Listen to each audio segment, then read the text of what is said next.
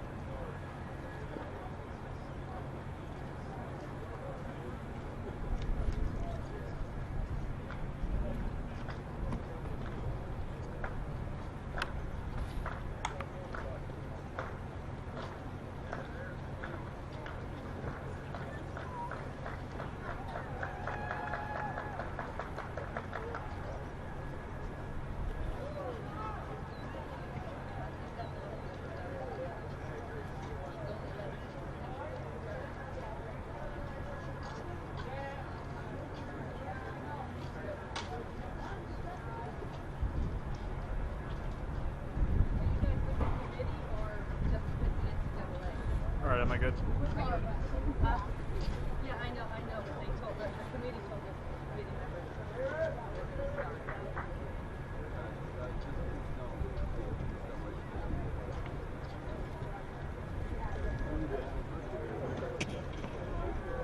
All right. Do you want the high jump or you want the throne?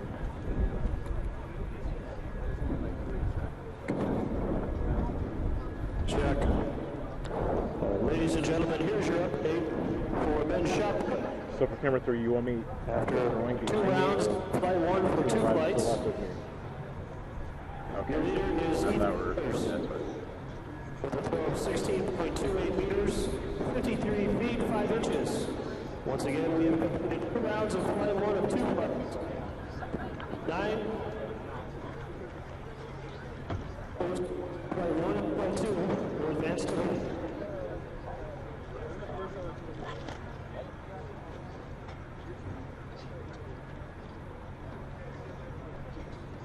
How's it going today? Not too bad. How are you, Josh? Better than yesterday. I think the weather's a little bit better. Yeah. A little bit. You get to peek your head out.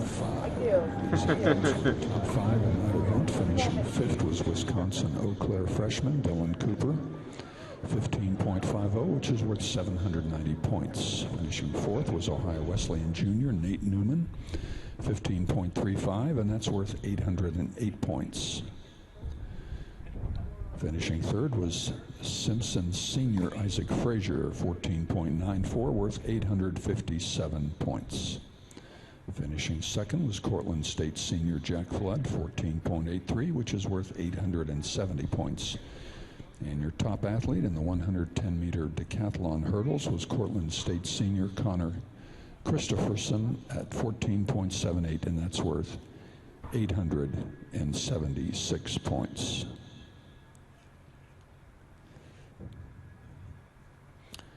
All the results are available. They're being posted. If you want to see paper copies, they're being posted at the entrance vestibule to the fuel cafeteria. Paper copies are being posted in the main entrance vestibule to the fuel cafeteria. If you have your smartphone or your iPad with you, go to results.deltatiming.com. Results.deltatiming.com. And the events will come up there. You can select the event you'd like to see, and the results are right there. Results.deltatiming.com on your smartphone or your iPad.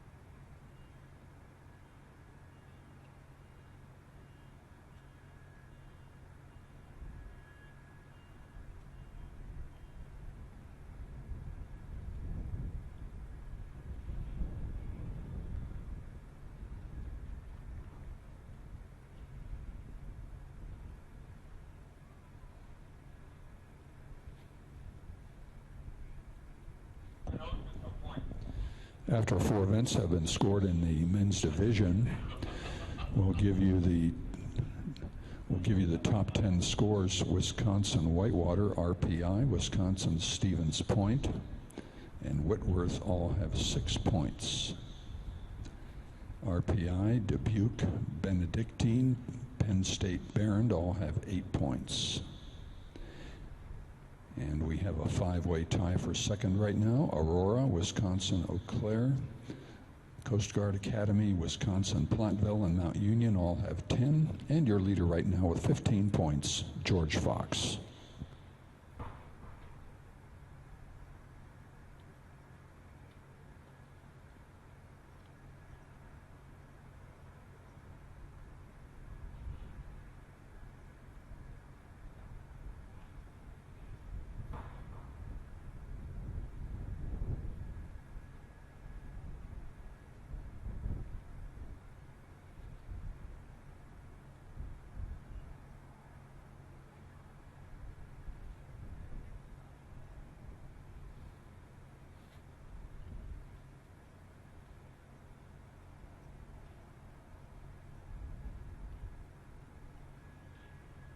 What? Oh. Like the Chinese finger trap thingy? Yeah, exactly. Name is all yours. All yours. Alright, you good? Yeah. Alright. Yep. Get some Pizza Hut. Probably got time, I mean.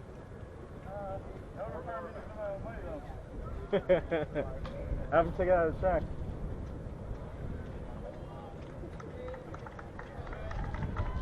Check.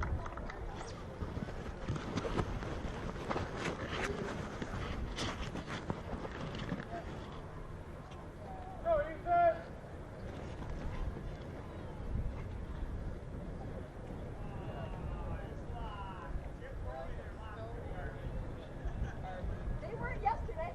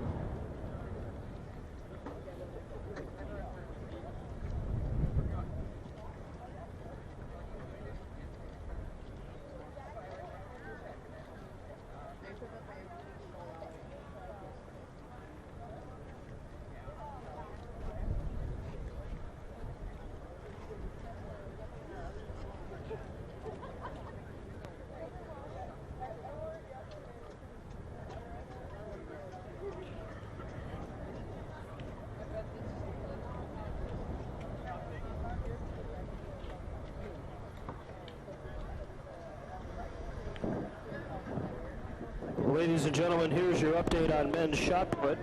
We've just completed flight 1 of 2 flights. Your leader heading into flight 2 is Ethan Ellers, a junior from Augustana. Had a throw of 16 feet, 0.65 meters, 54 feet, 7.5 inches. Once again, your leader heading into flight 2, Ethan Ellers from Augustana. Flight 2 will start in approximately 15 minutes.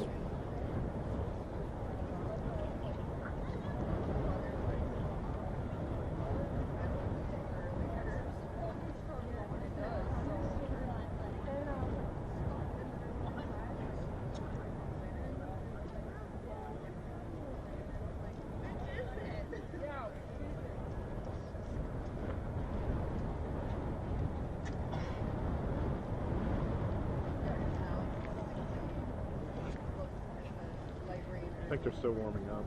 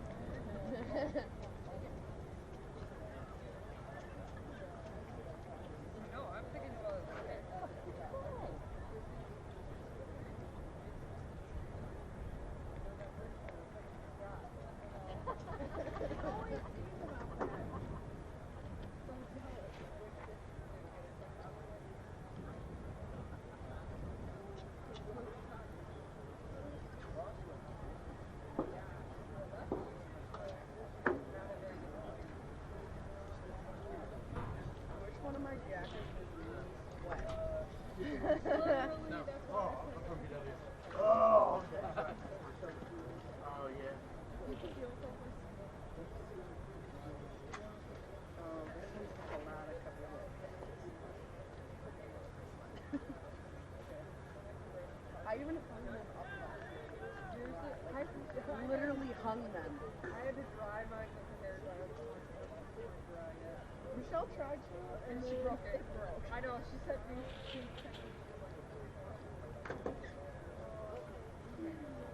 how selfish. I may have wanted to use it. You can use mine. Carly has it. I'm the only one. I know. That's like weird.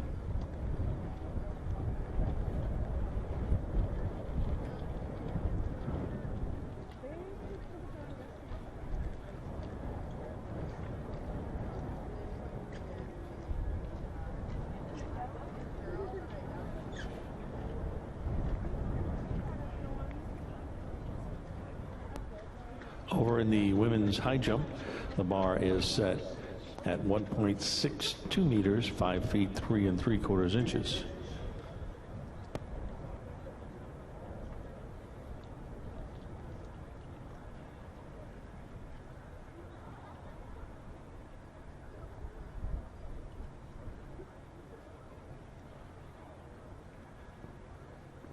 Well, they worked out some of the bugs today. Water. Kayla, you're eating upstairs. Make sure,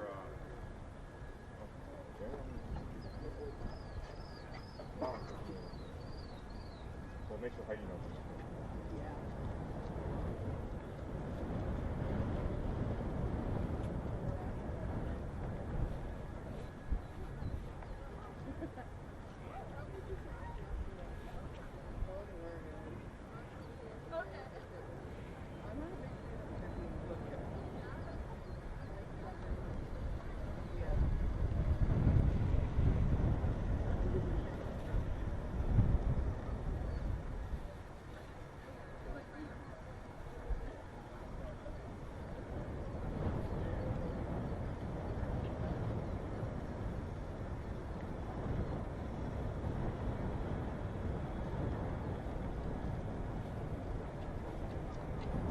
Ladies and gentlemen, here's an update on women's high jump.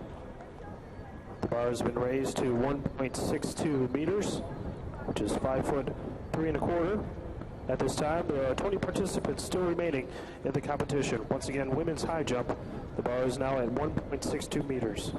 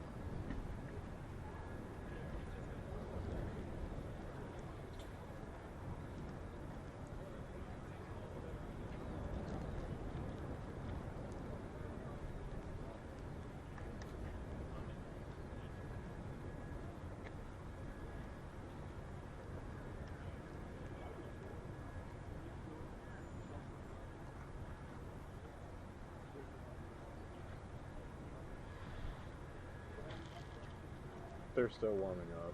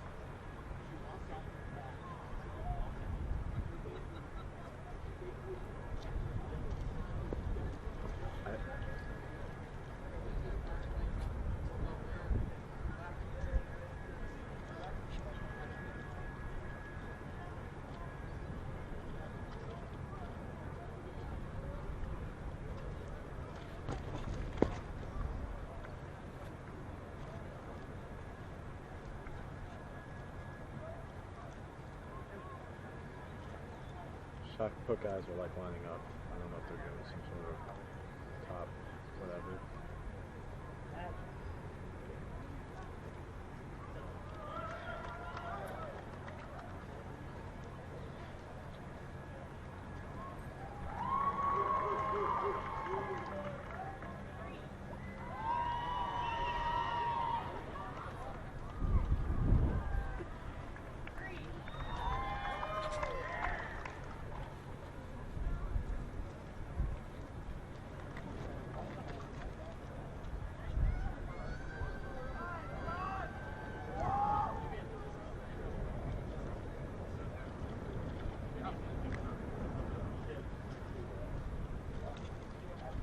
They raked it and they did some sort of lineup, so they may be going.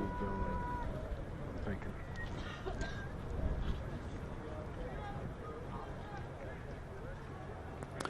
We need a trainer to the high jump, please.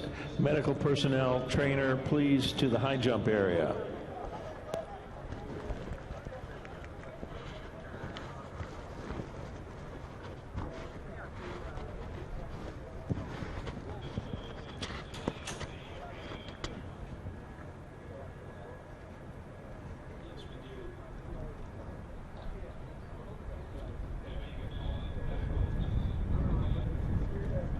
Yeah, looks like they're about to go.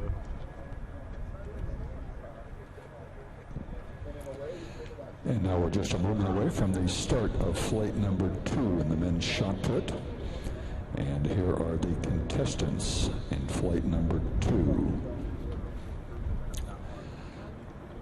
Throwing number 1, Dubuque sophomore Blaze Murfin. Number 2, Mount Union freshman Sean Sherman. Number 3, Hamlin Junior Travis Jacobson. Jacob finished 5th in the national meet last year in the shot put. Position number 4, Frostburg State senior John Lowry.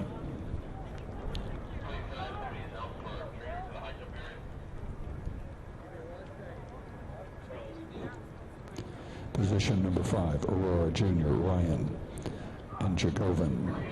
Position 6, Wisconsin Platteville senior Kyle Whaley. Position 7, Penn State Barron senior Mitch Urban Raider. Mitch finished third in the national meet last year in the shot put. Position number 8, Wisconsin Whitewater Junior Theron Bauman. Theron was fourth in the national meet last year in the shot put. Position 9, Brockport State Senior John Rogers. Completing flight number 2, we have Hamlin Junior Chase Buenhager.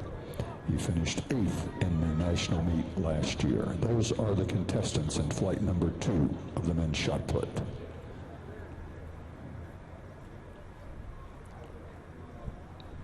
The best throw coming in belongs to Wisconsin Whitewater Junior Theron Bauman at 18.40 meters.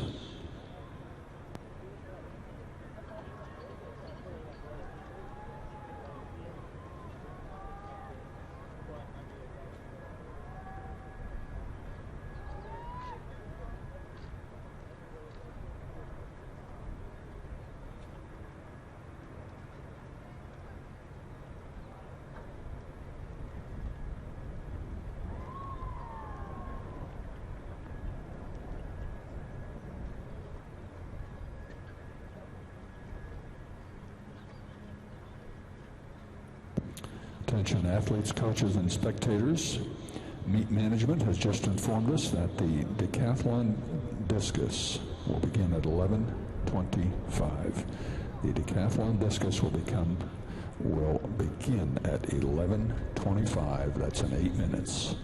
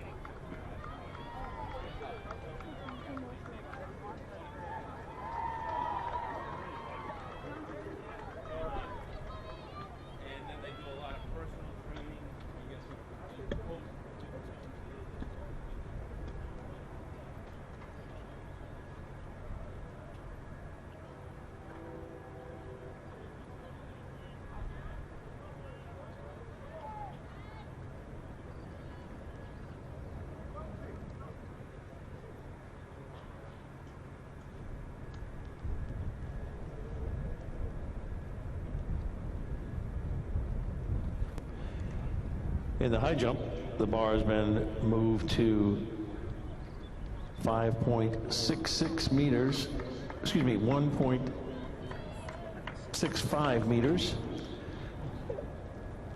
5 feet 5 1/4 inch. 17 competitors left.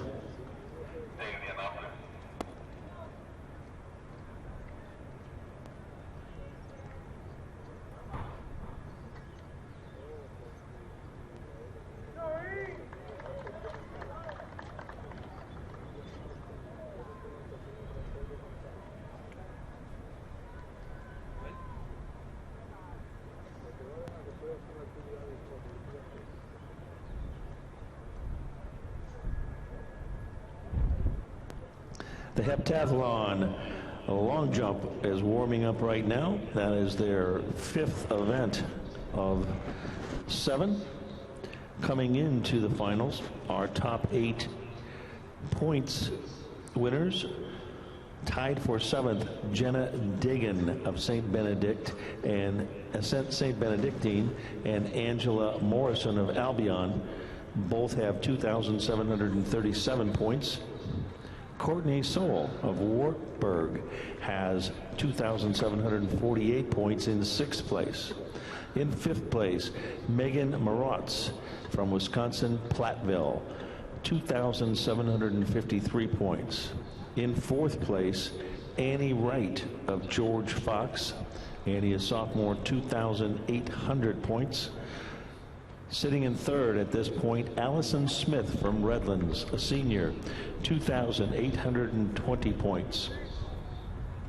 Currently in 2nd, Shayna Held from State University of New York, Geneseo, 2,829 points. And our leader going into the final 3 events this morning and afternoon is Kylie Bartlett from Rochester, 3,102 points. The high jump will be starting in approximately 5 minutes. They'll be using 2 pits in the jumping area.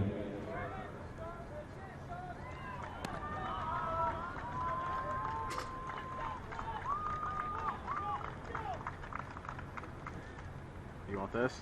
Yeah. All right. Can you do me a favor? I think I forgot to put the rain gear on my camera when I left it. Can you go buy it?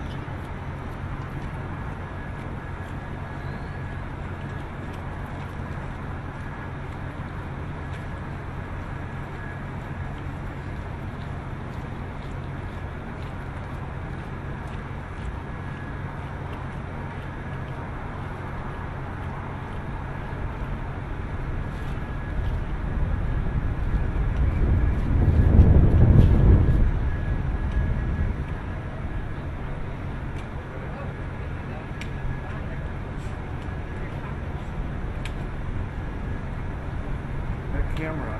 Just give me a breath.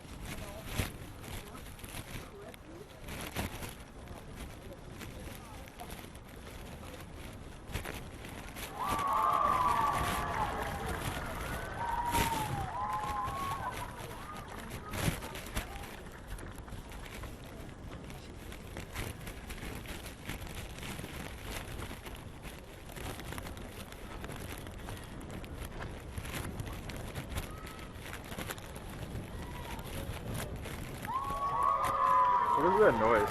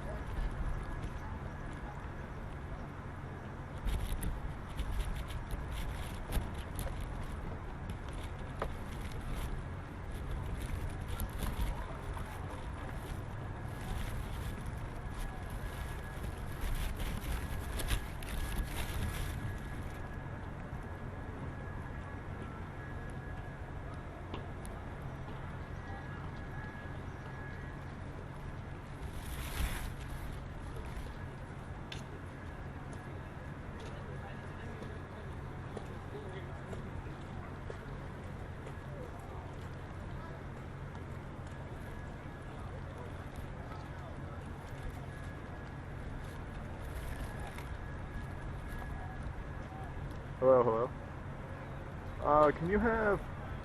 Do you know where Earl...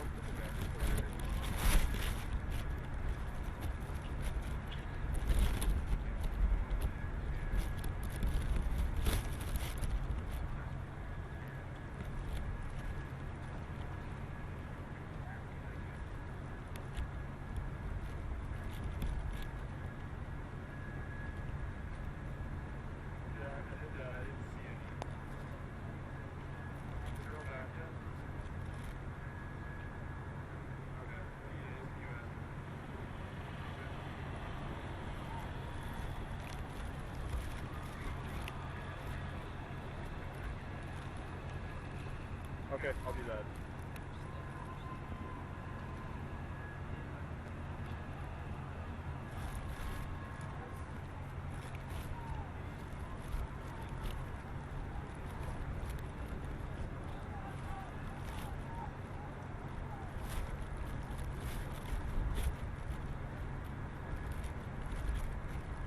Ladies and gentlemen, here's your update on men's shot put. We are on flight 2 of 2 flights.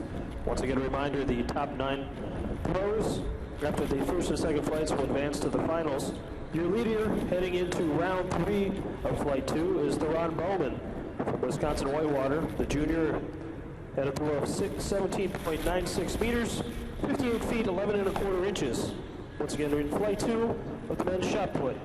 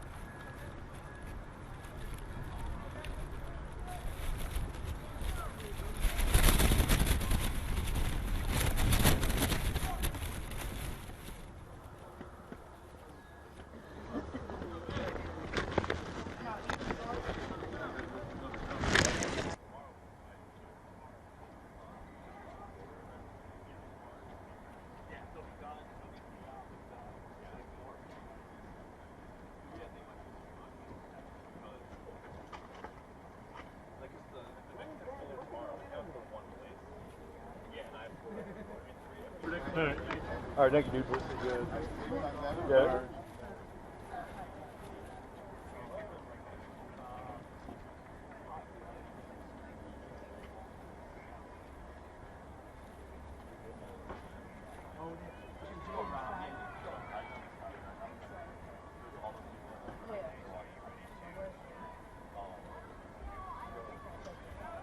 Yep.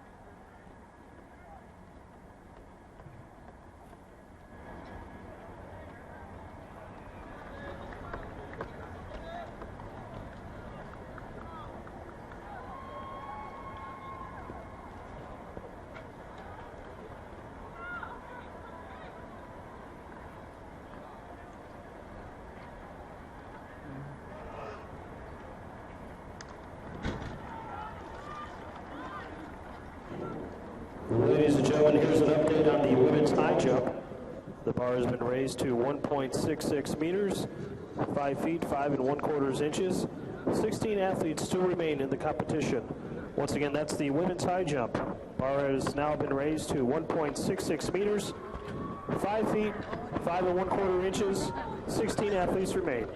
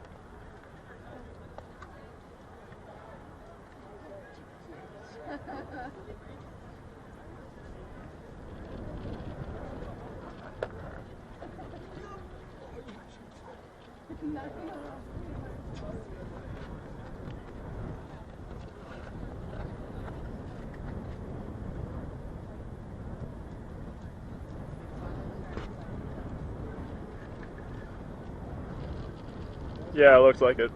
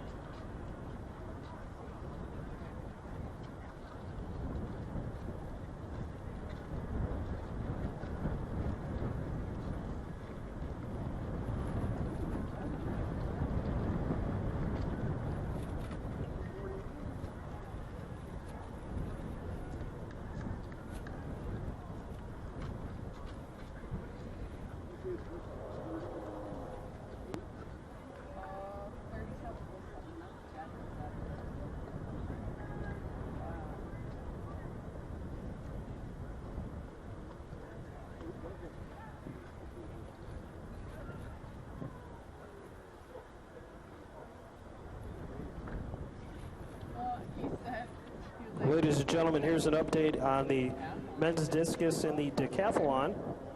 They've just finished the first round of only one flight of the 20 athletes that are participating. Your leader is Seth Spicer, the junior from Alfred, with a throw of 38.82 meters, 127 feet, 4 1/4 inches. Once again, that's the men's discus in the decathlon.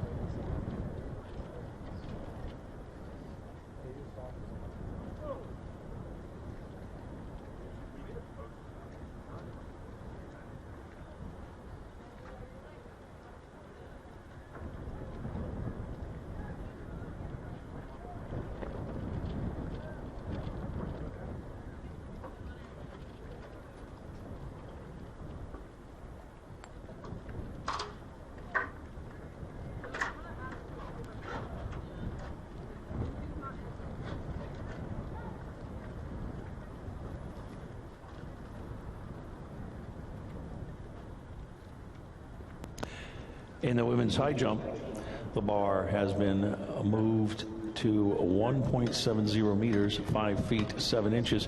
We have 12 competitors left at that height.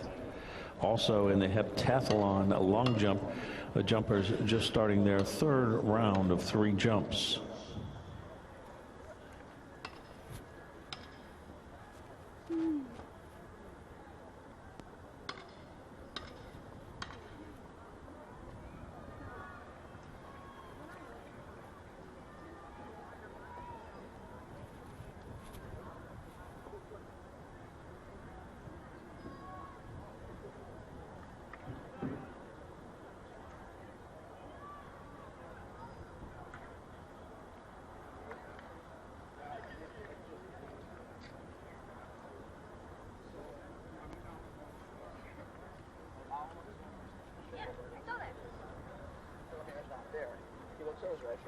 He actually took off when he saw it.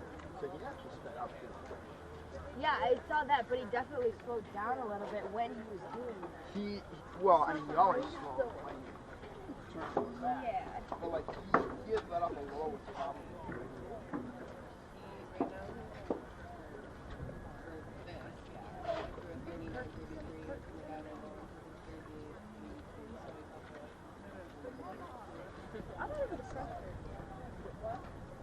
But yeah, I think it's like, why would he let him go to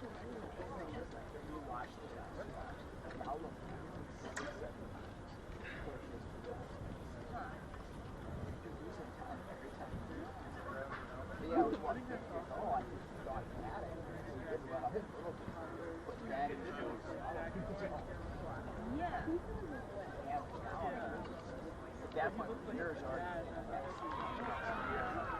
You're not catching it.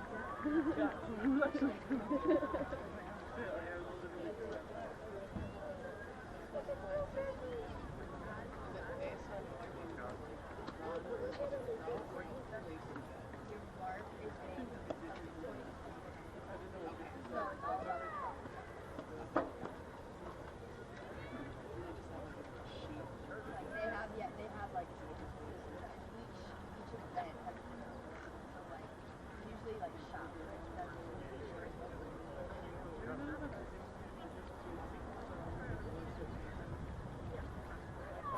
I don't know exactly how the algorithm is set up, but it has something to do with like a certain like session. I think 1,000 is supposed to basically be like equalizer for 1,000 points in this event. And so on. And the algorithm is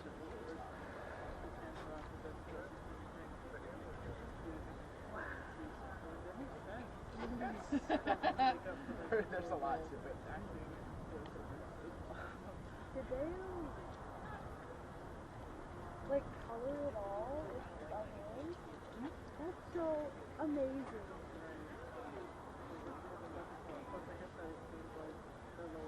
Are they now allowing us? Definitely. In the beginning, it was.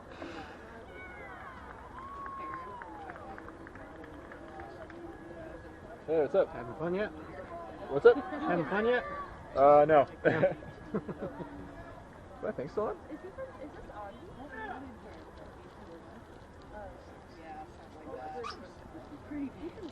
Yeah. Are you here to take my place? Yeah, if you want. It's your call. Yeah. Alright. Not really much going on, but I mean, No? no. Maybe on chocolate or... Yeah, I think they're getting ready, so actually it's perfect time. Alright, have fun, man.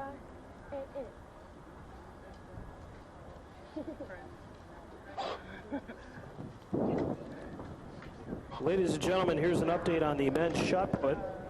Advancing to the finals with the following athletes. Please moving.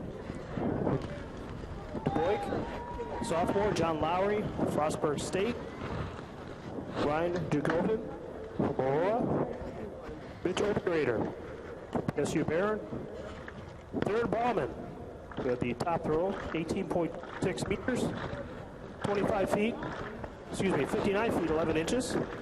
John Rogers, senior from Rockport. Chase Duhauger, Hamlin. Sam Weeks, Worcester State. And Ethan Ellers, junior from Augustana. Those are your finalists for the men's shot put, which will be starting here in about 2 minutes. Waited till his last throw, and I think it only brought him in at like, I don't know, it wasn't that high, but it was his last throw.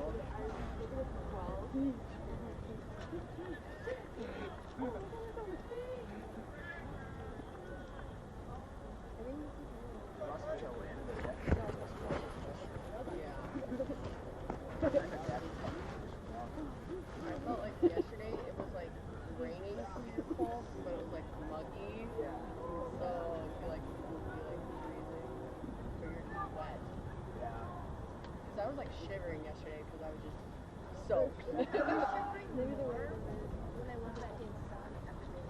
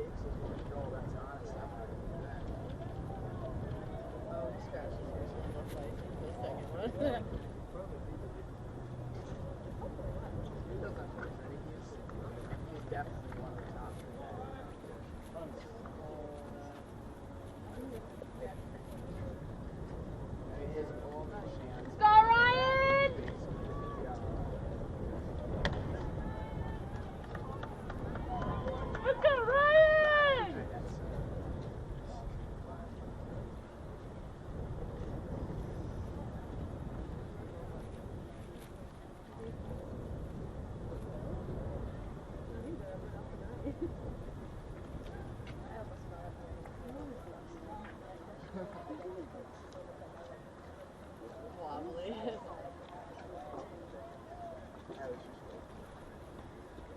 Yeah.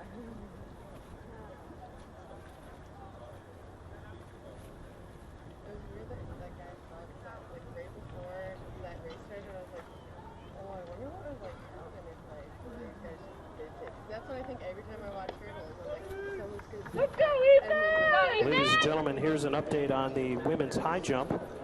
The bar has been raised to 1.70 meters, 5 foot 7 inches. 12 athletes still remain. Once again, in the women's high jump, the bar is now at 1.70 meters, 5 foot 7 inches. 12 athletes remain.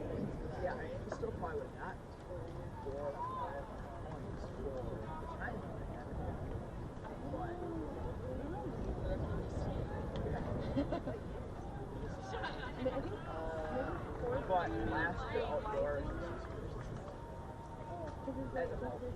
Oh. White and white. But that's white. The white one. Yeah.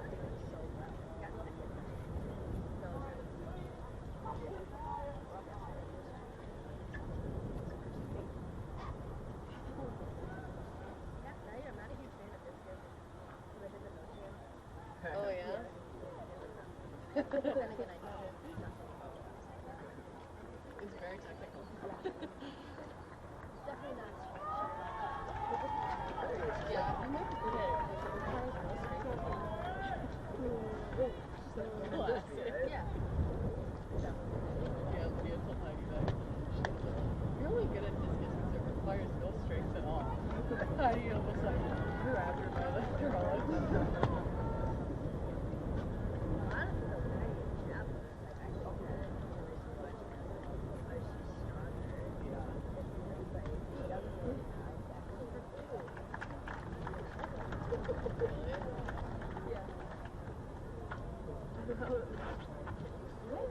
I think you would never want to actually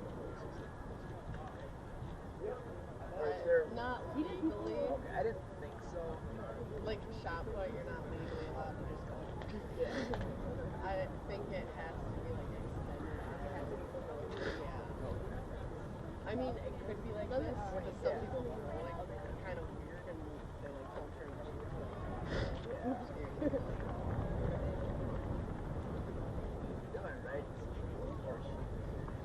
Yeah. Hey, Bob. What? Did you take a break yet? A little bit. Oh, you didn't get a chance to do your break yet? Yeah, I took a little break. Oh. Do you want to take the rest of it? It don't matter to me. I think it'd be fair if I sit down here.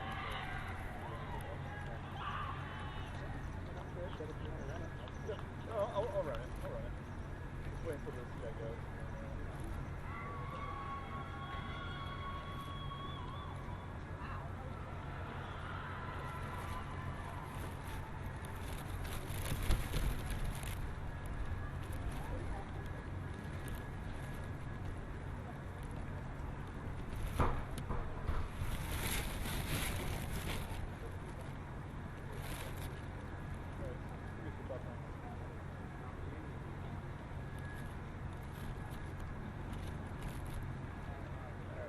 Thanks.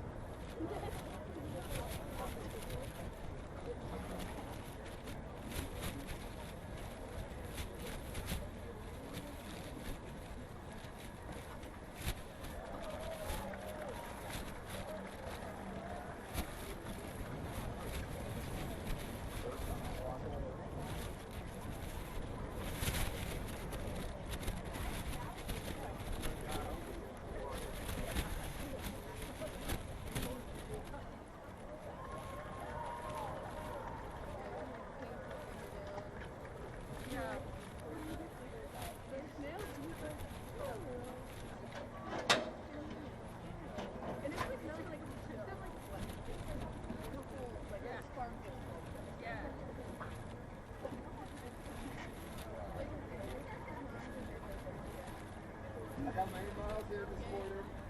How about you?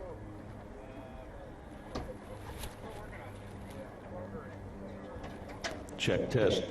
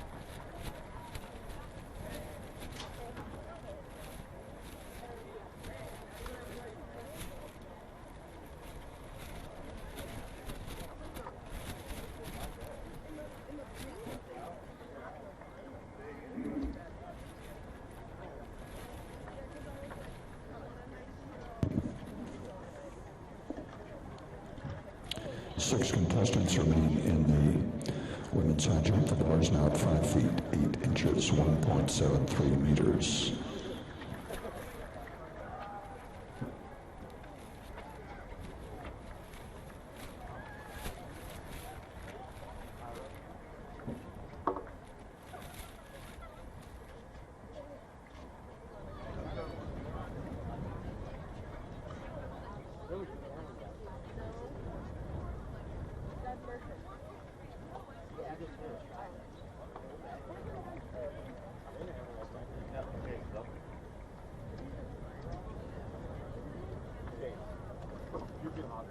That's a pretty big deficit to make up. Go, Chase! Go, Chase!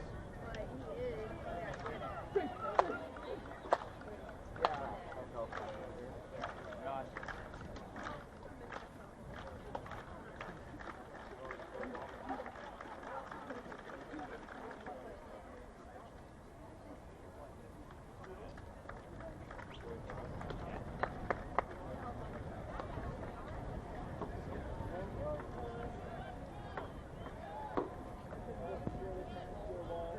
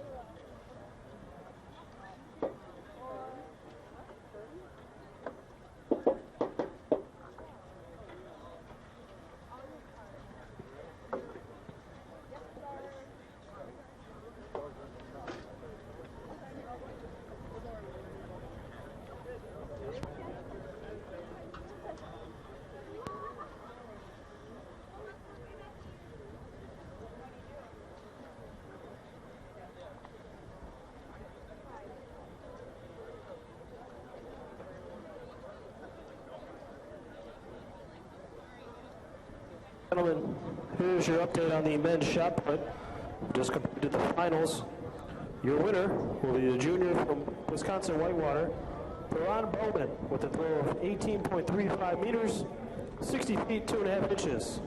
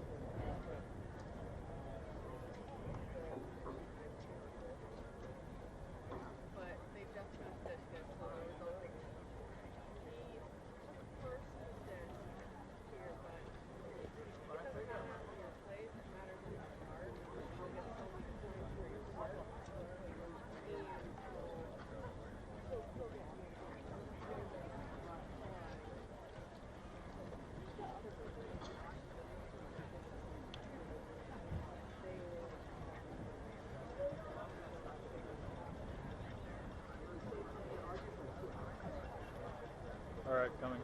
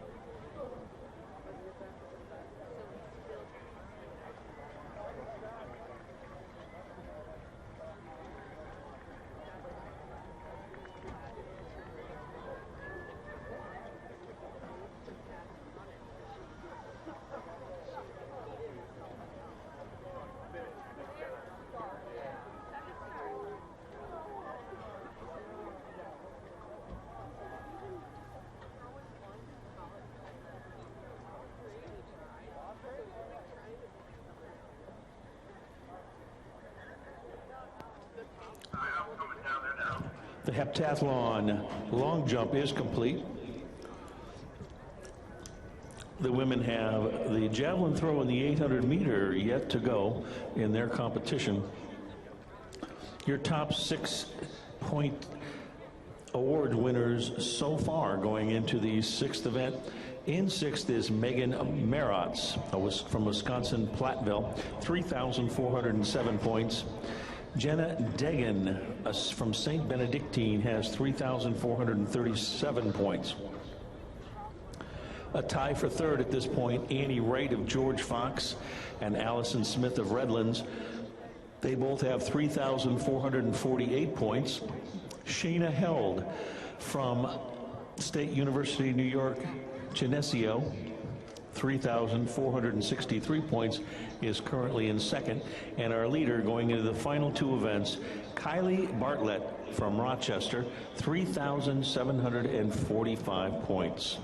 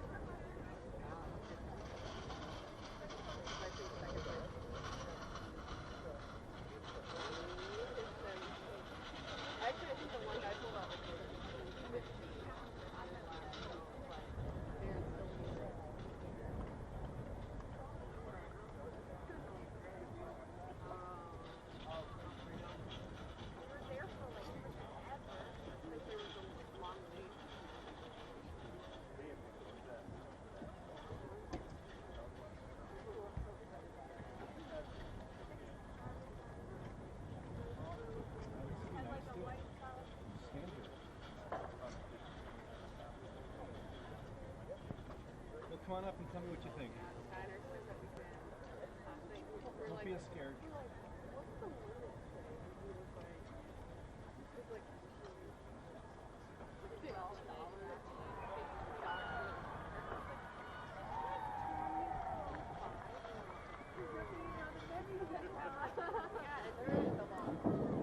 Well, ladies and gentlemen, here's an update on women's high jump.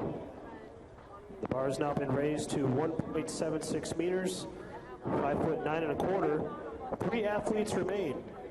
Emma Egan, a freshman from Williams. Emma Peterson, a senior from Concordia Moorhead. And Sirius Robinson, a freshman from Ohio Wesleyan. Those are your 3 remaining participants in the women's high jump at the bar of a height of 1.76 meters, 5'9" 1/4".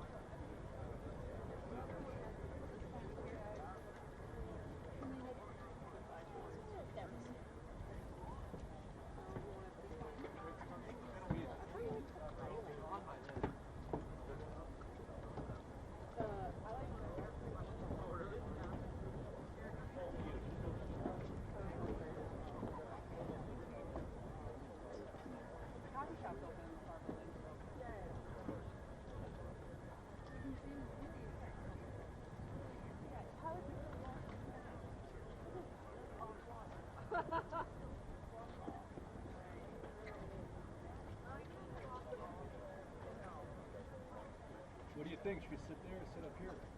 Stand. Up to you. That's amazing. All right. How you doing? All right. See your sister doing well. Yeah, hi. You like the shoes? You okay? Yeah, I think so. I don't know. All right. Okay. Yeah, let's see what happens. Yeah, I did it last time.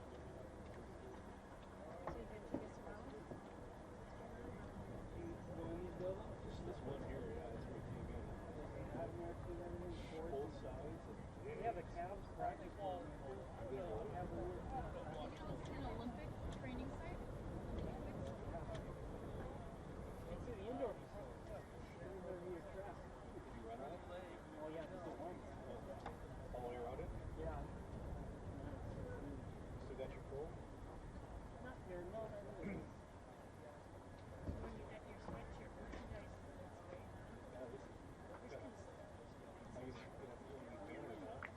Yeah, I don't know how we think we're going to already have a pretty big one. Probably take one of those. Why would you put that on the house? On the house.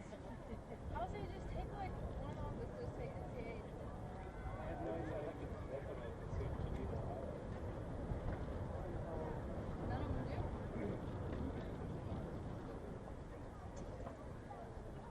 You okay? Or you nervous? I'm a little nervous. I'm struggling with this one. Yeah. Run my race. More cars. No. This one here is when you, this one here, this is the race today. Not so much tomorrow. You want to get it tomorrow. Side by side with it. You didn't say, oh, I just can't beat you. Jimmy's running inside me, guys. Nice.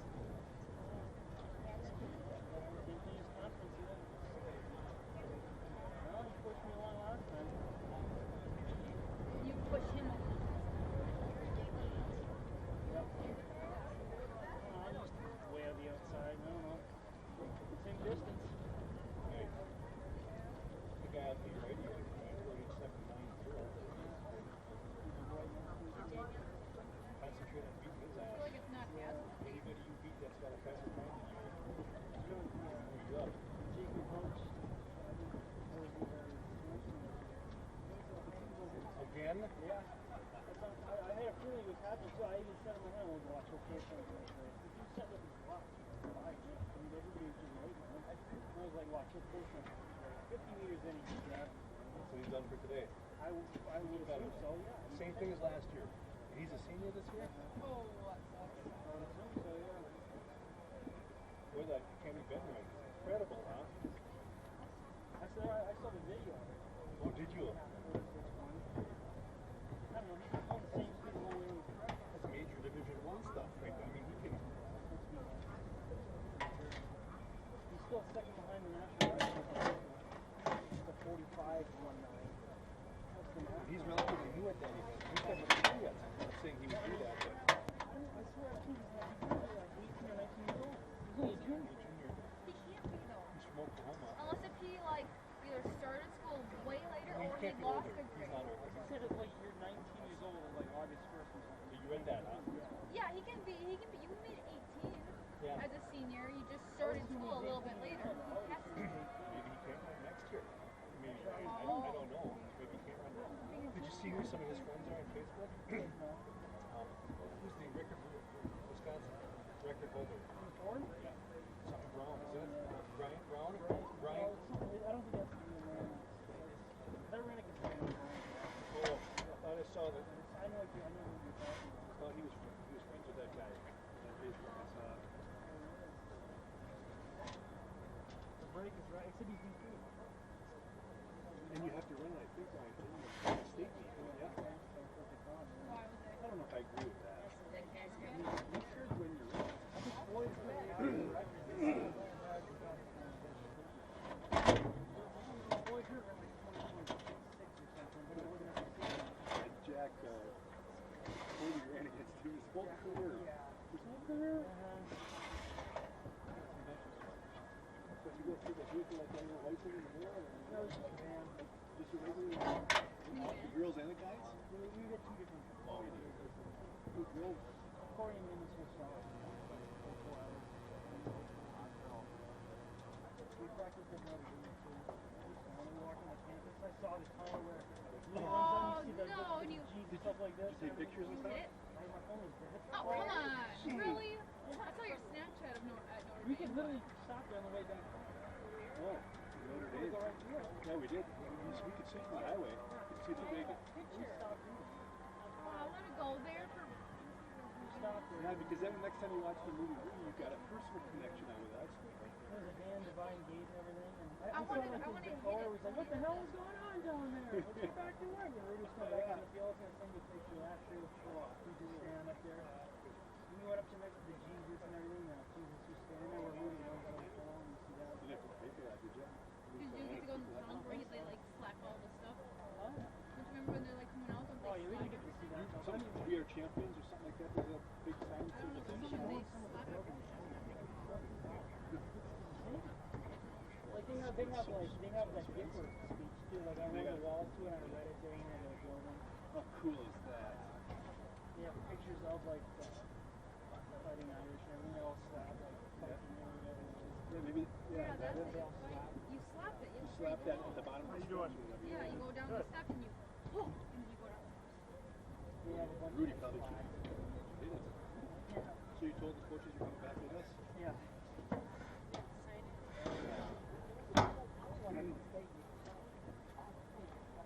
Danny's happy, huh? Yeah. What was he seated going in? 7. Oh, 6 or 7. 14. One of the top guys. Just like he did last year. He number one guy. This year. Well, he wasn't season number 1. He won indoor or outfield. Marcus versus Brown versus Brown or something.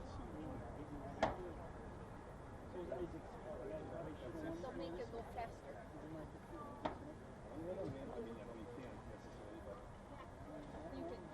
You can turn around.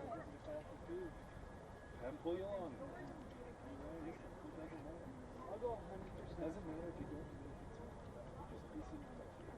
Really, the fact that you're here. Ladies and gentlemen, we have an update on the women's high jump. The bar has now been raised to 1.79 meters, 5 foot 10 and a half inches. Your only remaining participant is Emma Egan, a freshman from Williams.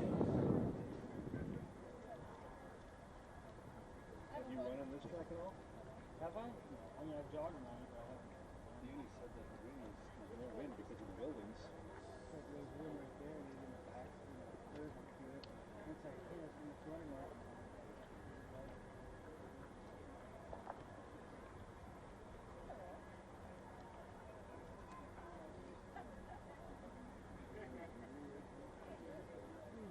Kids can't get a break. We were sitting, I was sitting on the bricks. Okay. You see what happened to Warren thing? I did not. Oh, he fell over like the second last turtle. Again. He was winning, yeah. And he was winning. He was winning his prelim too. Just like high school going to state meet. He took a lap. He tried to get right back up to him, but he had nothing left. He still had another hurdle too. That's in his, that must be in his head. I can't watch that. I think it is. That's what Danny and Tori were saying. They even had a feeling that they were going to have him again. They said it's like when he comes from the back stretch, he said he should just stay relaxed. He's still hitting everything so aggressive. Yeah. That's what he shouldn't Just do. get over the hurdle and you just get over He it. was winning too. Everybody Everybody but you. And now he is done. He has a full one. Yeah, but as far as that, Yeah, that is nice. unbelievable. I think that's his. It has to be right. What?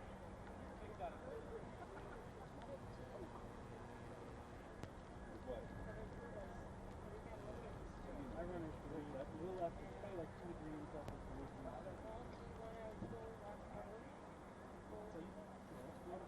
Let's go look at the indoor track. I gotta go take a piss. I've been sliding in the water. They go pee. What have you eaten so far? This morning I had 2 little bowls of cereal and then I had some stuff. Just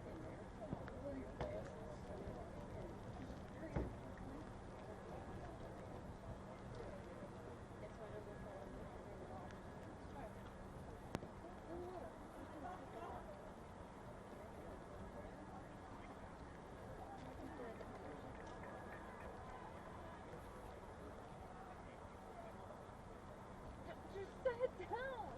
Doesn't matter where it goes.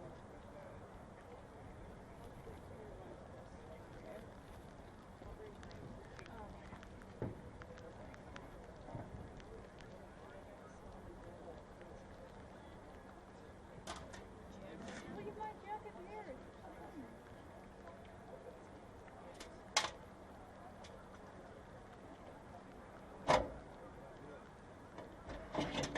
Oh, for the love of God.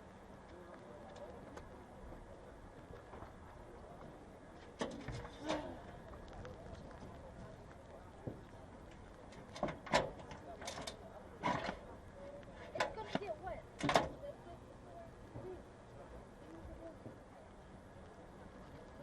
don't make it, I just read it. If it's gonna rain, it's gonna get wet.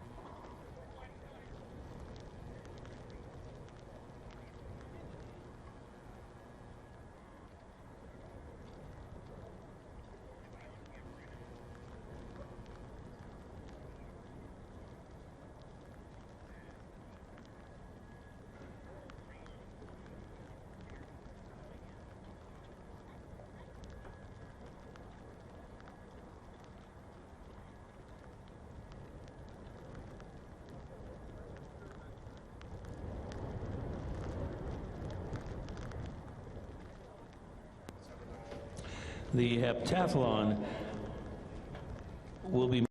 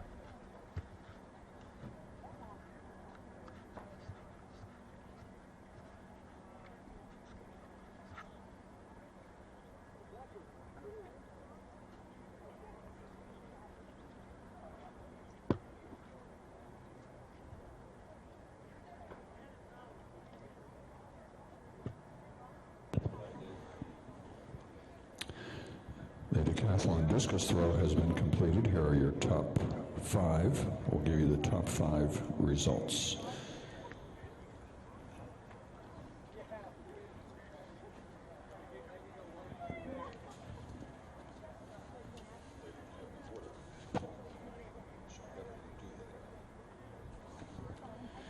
The top 5 in the point standings currently are: 5th place is Tobias Muellers of Williams with 4,833 points. In 4th place right now is Kevin Salveson of Wisconsin Stout at 4,893. 3rd is Simpson's Isaac Frazier, 4,995. 2nd place right now is Cortland State's Jack Flood, 5,036, and your leader with 5,045 points, Cortland State senior Connor Christopherson.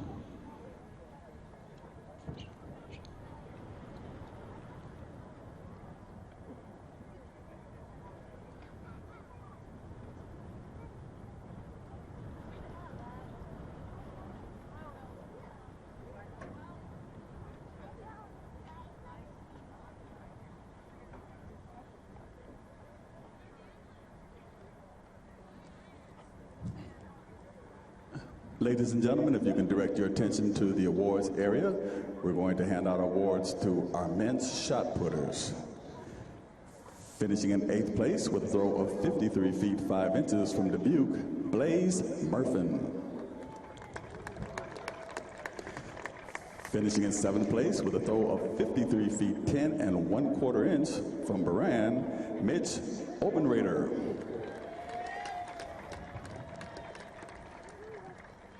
Finishing in 6th place with a throw of 54 feet 2 3/4 inch from Hamlin, Chase Doenhoger.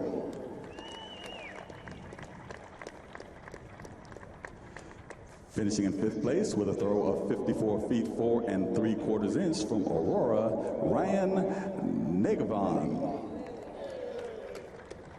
And Ryan, I got it right today. Finishing in 4th place with a throw of 54 feet 7 1/2 inch from Augustana, Ethan Earlers.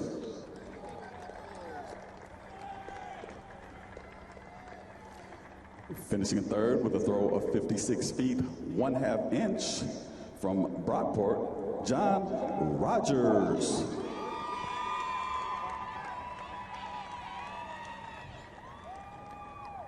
Finishing in 2nd place with a throw of 57 feet 7 1/2 inch from Frostburg State, John Laurie. And our national champion, after finishing 4th place last year for the 2017 NCAA Division III National Track and Field Champion, with a throw of 60 feet 2 1/2 inch from Whitewater, Theron Bauman.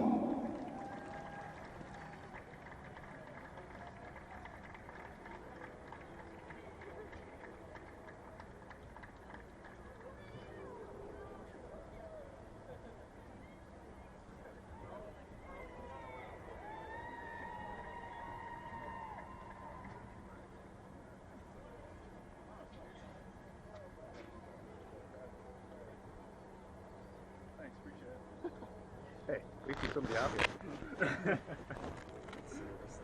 Was there no one out here last time?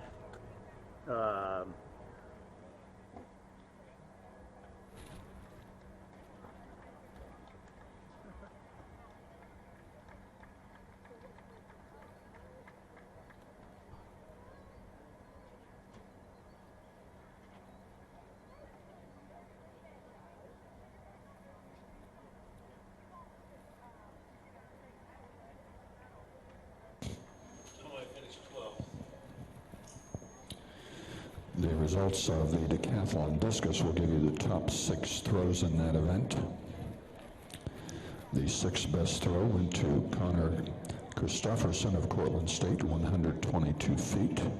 The 5th best throw was Erasmus Elfgard of North Park at 122.10. Correction. 122.10, that is correct. The fourth best throw was Isaac Frazier of Simpson, 124.6. The third throw was Seth Spicer of Alfred, 127.4. The second best throw was Ryan Cruz of Central College, 127.9. And the best throw in the decathlon discus was by Kevin Salveson of Wisconsin Stout at 129 feet even.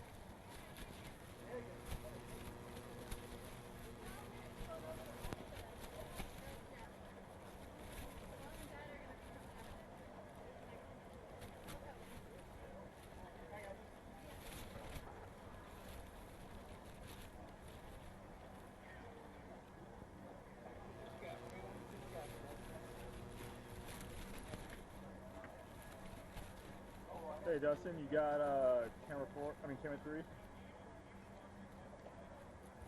Hello, hello, hello. Testing, 1, 2, 3. Hold on.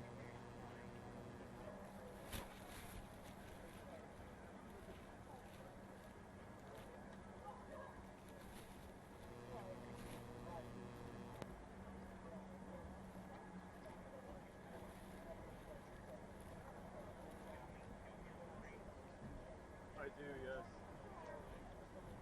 I do, yes. Hello, hello.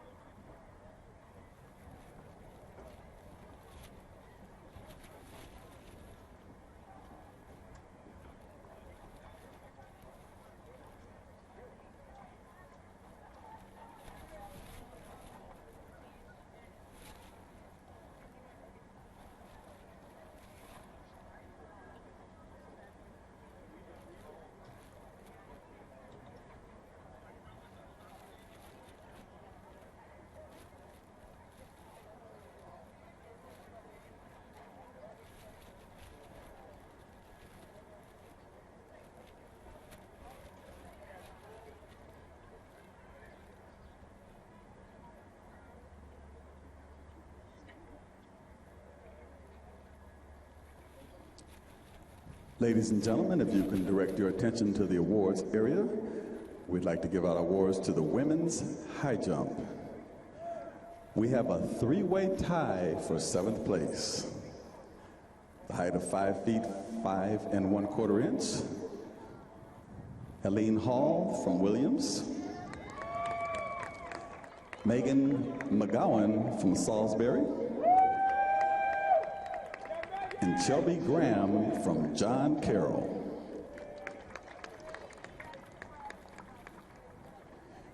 Finishing in 5th place with a jump of 5 feet 7 inches. From Williams, Summer Soltis Thomas.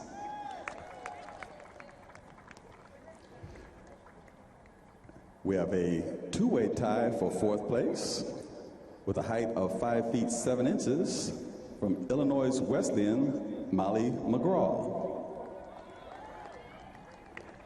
And from Denison, Hannah Hall. Finishing in 3rd place with a height of 5 feet 8 inches from Ohio Wesleyan, Cirrus Robinson. And finishing in 2nd with a height of 5 feet 8 inches from Concordia Moorhead, Emma Peterson. And our 2017 Division III National Champion in the women's high jump with an effort of 5 feet 9 1/4 inch from Williams, Emma Egan.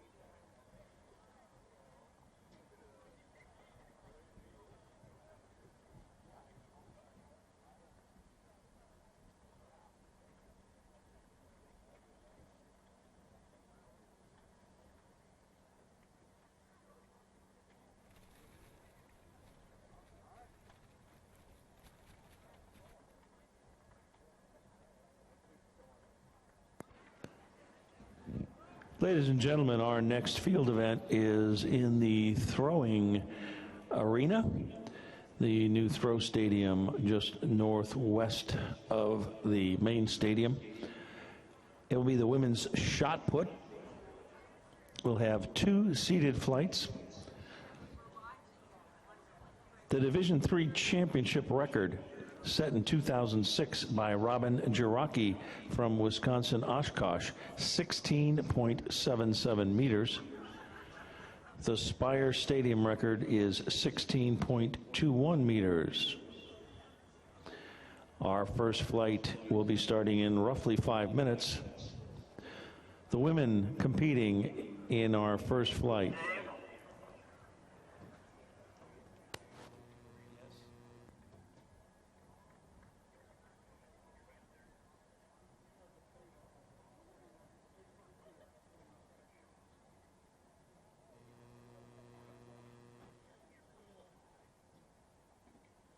We'll be introducing you to the first flight momentarily.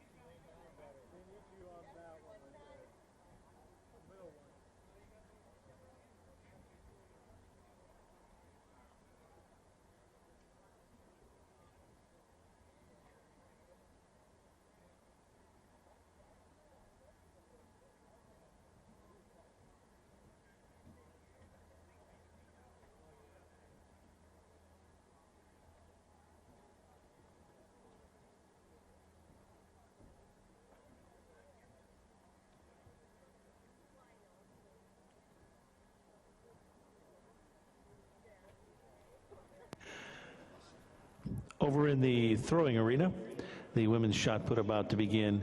Once again, the Division III championship record, Robin Jiraki, 16.77 meters, 55 feet 1/4 inch. The Spire Stadium record, 16.21 meters, 53 feet 2 1/4 inch.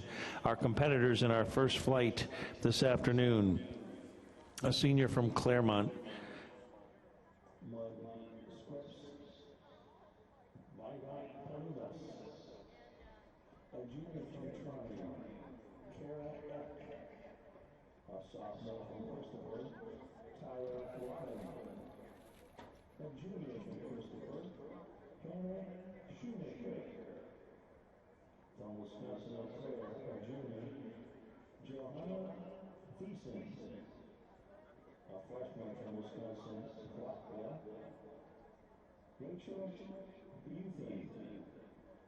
and junior from Wartburg, Sam Hicks. Nisha McLean, a freshman from Overland. Brandy Smith, a senior from Ithaca. Michelle Grant, a senior from Wisconsin South. And from Illinois Wesleyan, a junior, Carter Goodman. That's your first flight of women's shot putters in today's event.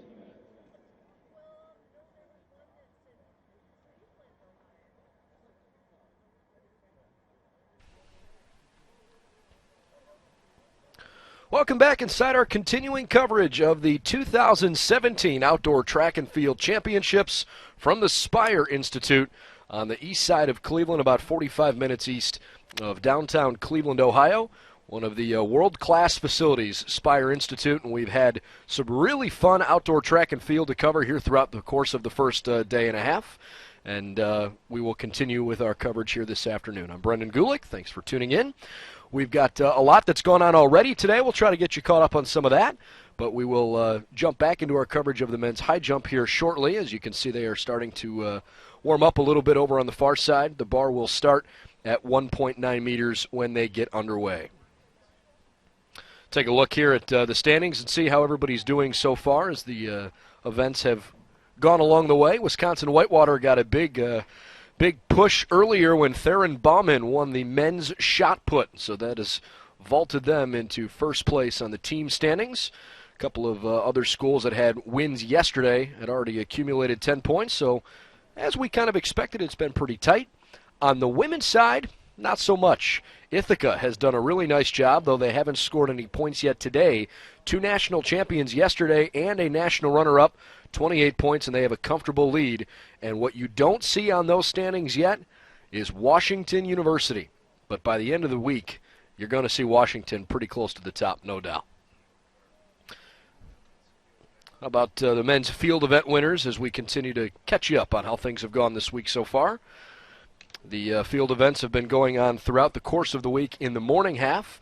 Yesterday, Ryan Jagovin won the discus and Darius Adams won the long jump. This morning already, Seth Nonamaker from George Fox with a great javelin throw, 69.22. I mentioned Bauman won the shot put. What I didn't mention is that he dominated. The next closest competitor was almost a full meter behind his winning shot of nearly 18.5. So congratulations to the Warhawks, a national champion in the shot put. On the ladies' side of things, they also got started yesterday. Brandy Smith won her 3rd straight national championship in the discus. Marissa Kelsey with an upset win in the pole vault over another Ithaca student athlete, and Catherine Pittman. Mary Kate Duncan from Moravian won the javelin. Great work for her. Amber Williams was the last of our field event winners yesterday.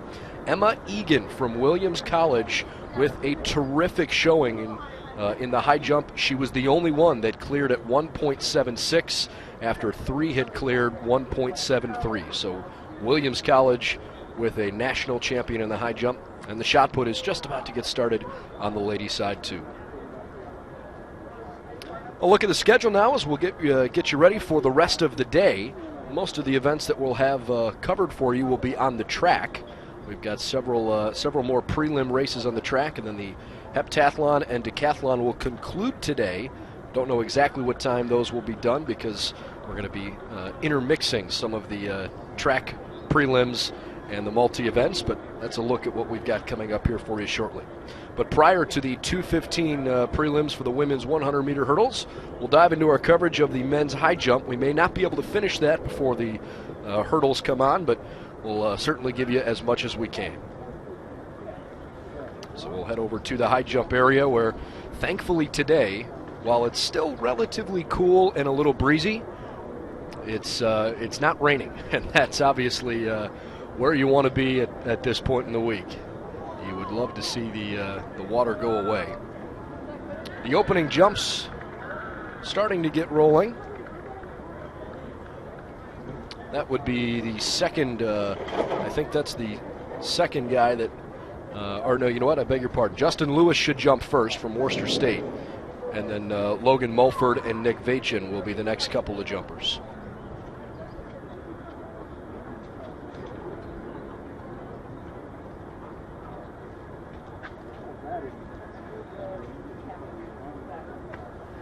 So you can see they're putting the bar up and just about ready to go. National champion in the 2017 indoor meet came from Rhodes, Robert Eason. He's a junior at Rhodes, but he did not qualify for the 2017 outdoor high jump. So we will have a new champion in the springtime instead of having a repeat from the wintertime. A little bit of a look at the pole vaulters warming up as well. Okay, I beg your pardon. That's the Decathlon pole vault that is taking place across the way. So it'll be 2 for 1. We'll have both, maybe a little shot of both of our competitors there. Look at the Decathlon standings in just a moment. The men's high jump will kind of give you a rundown of the different places they're going to put the bar in the course of that competition. But here is the Decathlon standings.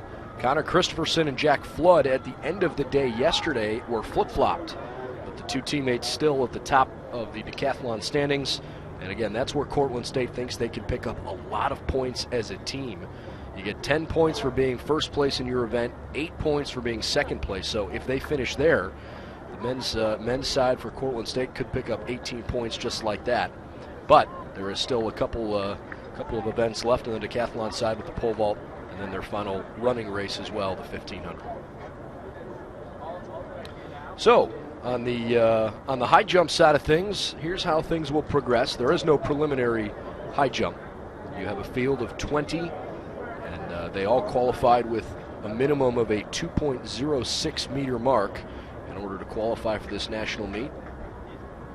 Everybody gets about a 60-minute warm-up period, and the women's high jump concluded a little while ago, so we should be getting close to the end of that warm-up period. The bar will start at 1.9 meters and progress up to 1.95, then to 2 meters, 2.04, 2.07, and it will increase by 3 centimeters at a time, continuing on. The top national qualifying jump this year came from freshman James Willingham out of Louisiana College, 2.15 meters. So we're looking forward to seeing this competition as it plays out, although James Willingham, as I look down at the heat sheet here, James Willingham is not competing. I'm not entirely sure why the top national seed would not compete at the national meet, unless for some reason maybe he got injured. I hope that's not the case, but the number 1 seed in the country will not be here, which means the top 2 seeds following him will potentially be the top 2 guys from last year. Logan Mulford and Nick Vachin. Vachin from Cortland State won the 2016 national championship, and Mulford was the runner-up. And there are 3 additional guys that were All-Americans last year that are in this field, so we'll have to keep our eye on how that goes. Get a little bit of a look there at the decathlon pole vault too. Looks like they're just about getting ready to go though over in the high jump pit.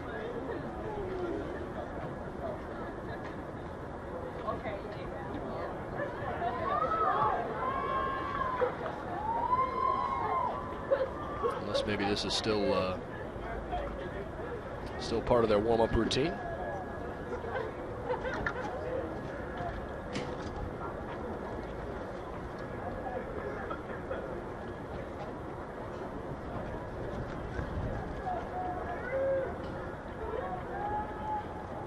Yeah, I think that was still just a warm-up jump. I'm kind of judging partially by the board that is on the top of your screen underneath the black number 1 and the 2 red numbers 9-0.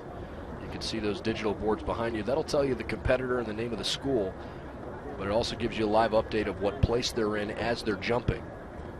And then in the bottom right-hand corner where you see 1.90, that's the that'll tell you the meters, and then underneath it the English metric, 6 feet 2.75 inches. So that'll be a way for you to follow along as we are as well. In terms of guys that are competing in this field that might be somewhat more local, there's nobody from the greater Cleveland area, but there are 2 schools in the state of Ohio represented in this field. Wes Fritz is a sophomore from Heidelberg. That's about 2.5 hours from here, and Wes Fritz will be competing. He'll actually be the 4th jumper. And our second to last jumper in the opening round will be Anton Truss, who is a junior from Wilmington College, and that's down in the greater Cincinnati area, about 3.5 hours away from Geneva.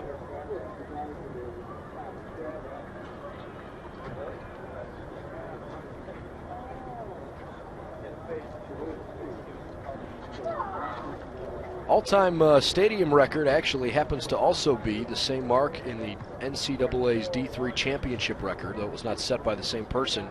Raheem Greenridge from Wheaton, Massachusetts in 2000 in a high jump of 2.20 meters.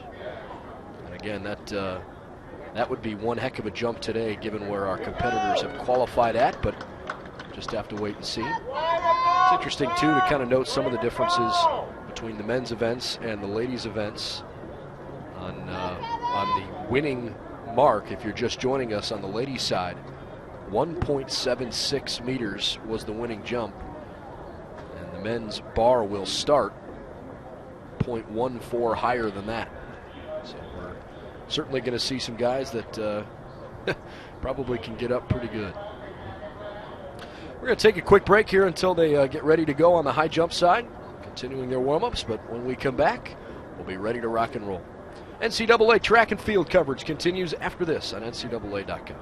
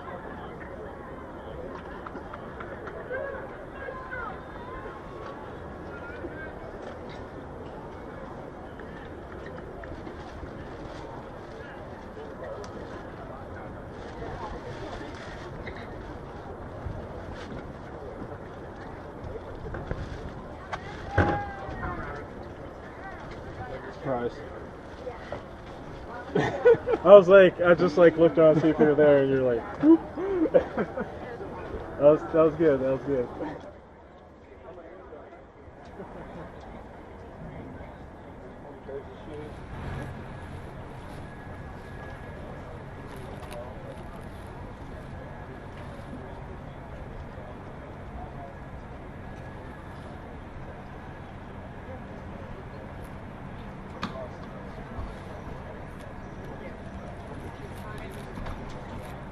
Well, I won up in that. I won like in the winter. Yeah, I ran it that. Well, like.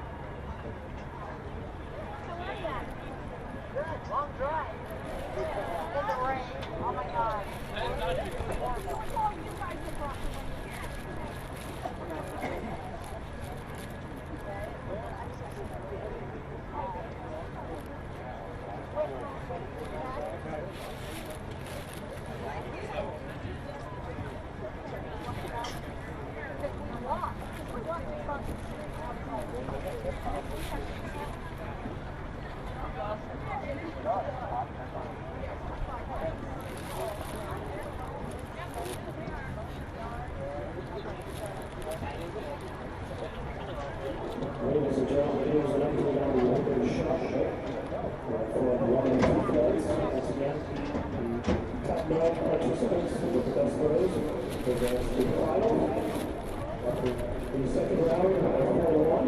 Best throw from Brady Smith, senior,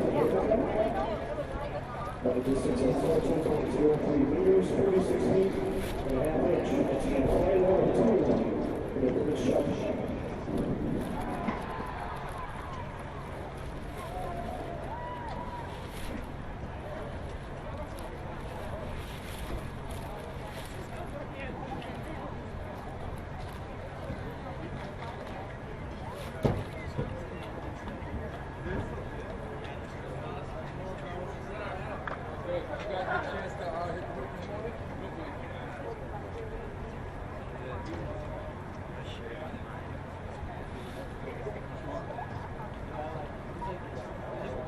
That's how I spelled it.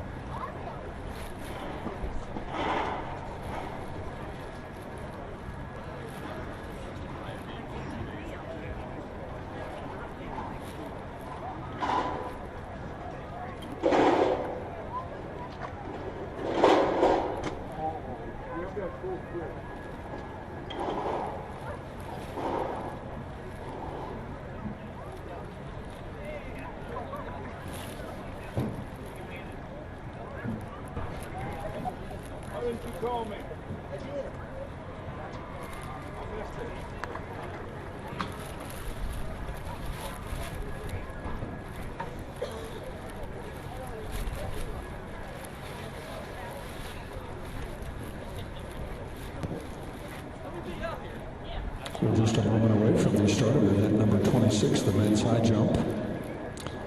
20 athletes scheduled to compete. The 5 alive will be used until there are 9 or fewer remaining at a given height. They'll be starting at 1.9 meters and progressing up by 3 centimeters. Introducing our contestants to contestant number 1, Worcester State freshman Justin Lewis. Central College senior Logan Mulford. Logan was the national runner-up last year in the high jump. Position number 3, Cortland State's Nick Vation. He was the national champion last year in the high jump with jersey 713. Heidelberg sophomore Wes Fritz, position number 4. Position 5, Rowan Jr. Harrison Escoffery. Position 6, Tufts Jr. Stefan Duvalier. Position 7, Wisconsin Whitewater Jr. Cameron Maggie. Cameron was 8th in the national meet last year. Position 8, Occidental sophomore Austin DeWitz. Position 9, Central College freshman Will Daniels. Position 10, Wheaton Jr. Colin Gray. Colin was 5th in the national meet last year in the high jump. Position 11, North Central Jr. Adam Puck. Position 12, George Fox sophomore Jacoby Wolf. Position 13, Christopher Jr. Wesley Shreves. Position 14, Wisconsin lacrosse junior Brendan Dice. Position 15, Nebraska Wesleyan sophomore Chandler Peterson. Position 16, Rowan Jr. Jeffrey John Tucker. Jeffrey was 4th in the national meet last year. Position 17, Springfield Jr. Alexander Nemec. Position 18, Carroll freshman David Lemke. Position 19, Wilmington Jr. Anton Truce. Position 20, Wisconsin Stevens Point freshman Christian Ferguson. Good luck to all those athletes.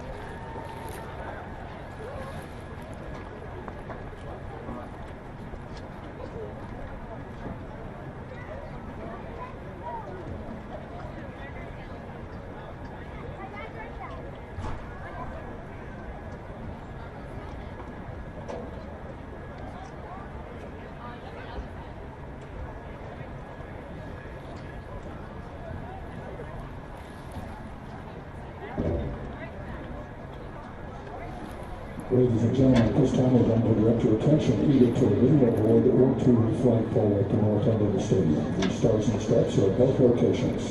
The privilege of this event is made possible by those who have fought and continue to fight for the freedoms that we enjoy. At this time, let's show our patriotism with honor and respect for our nation, the land of the free. If you are able, would you please rise and silence your cell phone and place your right hand over your heart. Veterans, military personnel, and police may salute. Ladies and gentlemen, we'd like to introduce you to Rob Covert from Geneva, Ohio. Rob will be singing our national anthem today.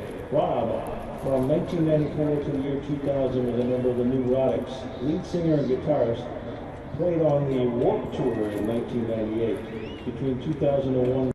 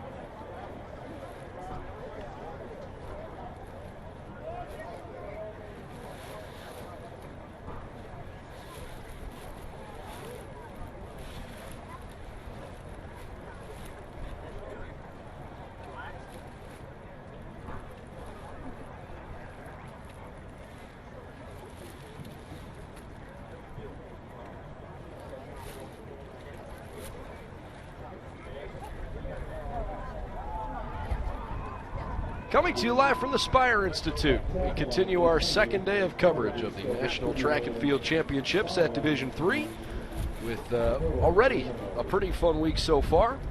And we've got some track events that are about to get underway. Field events have been going on throughout the course of the morning, but it's been a great day too, and we are looking forward to the conclusion tomorrow. I'm Brendan Gulick, glad to have you on board. Thanks for making us a part of your afternoon. You're on the east side of Cleveland, about 45 miles from downtown Cleveland. Just had our national anthem, so we are just about ready to go here on the track. Our first event of the day will be the women's 100-meter hurdles as we glance at the standings on the ladies' side through 6 events so far. Ithaca's off to a nice start. They had 2 national champions yesterday and a national runner-up, so 28 team points for them.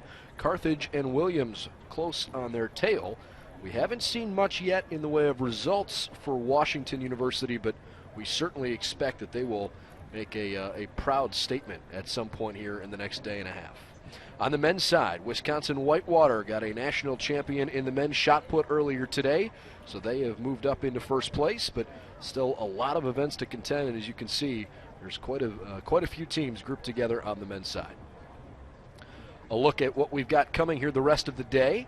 Only a handful of prelims on the track, and then we'll conclude with the heptathlon and the decathlon later today with those final events for the multi, but not entirely sure what time those will get started. We'll start with the hurdles on the women's side. We're going to try to check in a little bit with the high jump too. The warm-up period on the high jump went much longer than intended because the ladies got finished later on than we originally had planned for. So before the ladies actually take the track for the 110-meter, I should say the 100-meter hurdles on the ladies' side, we'll bring you some high jump coverage as well. That jump across the way came from Carroll College, and that would have been from, let's see if we can figure that out, David Lemke is a freshman, qualified at 2.07 meters. He's actually the 18th high jumper to go. This is Wilmington junior Antone Truss, and this should be a pretty easy clear for most of the guys that choose to attempt the first height. You can pass on any height that you'd like. The idea of passing early would be that you're confident you can clear a higher height than that, but of course if you don't clear at the height you intended, then you're kind of in a tough spot. Christian Ferguson here, freshman from Wisconsin Stevens Point, is the last of the competitors to go on the men's high jump in their original list. Admittedly, we didn't have a chance to watch the entire first round, but judging by the fact that our judges are heading over to the pole, I have a feeling everybody cleared 1.9 without an issue. So they're going to move that up. And the high jump will go up to 1.95 meters, and then to 2 meters, and then to 2.04 before progressing in 3-centimeter increments from that point forward. We've had lots of field events that have gone on throughout the course of the week. We'll start on the ladies' side. Now, what the heck, we'll start on the men's side. Here's the field event champions on the discus. Ryan Jagovin with a nice win yesterday. Darius Adams, also a national champion in the long jump. Earlier today, Seth Nonamaker with a championship for George Fox in the javelin. And we mentioned at the outset of our coverage that Wisconsin Whitewater's Theron Bauman won the shot put. He won it by almost an entire meter. He absolutely torched the rest of the field. Congratulations to him. Of course, the high jump is going on now with 3 more field events coming tomorrow.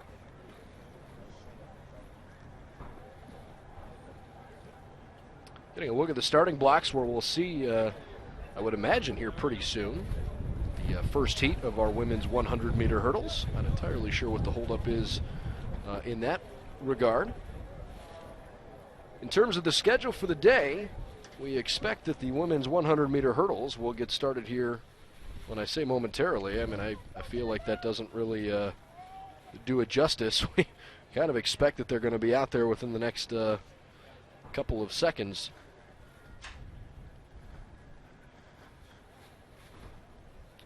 Look at the schedule to figure out which events are going in which orders today. In the meantime, there's another clear over on the high jump. We also finally did get the women's 800-meter heptathlon heat sheet for the final heptathlon event later on. And it looks like that is probably going to come after the hurdles, so that might be one of the first events that we have to cover. And at that time, we'll be able to crown a winner for the women's heptathlon. Had a pretty consistent theme over on the high jump on the men's side, and that is that everybody seems to be clearing so far.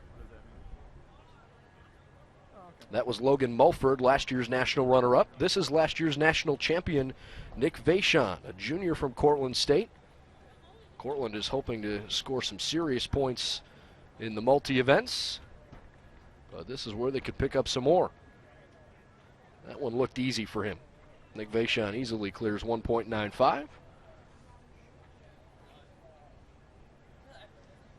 Next up will be Wes Fritz, a sophomore from Heidelberg. Competed well at the Ohio Athletic Conference meet, and Fritz qualified for the national meet at the Polar Bear Invitational when he jumped 2.07 meters.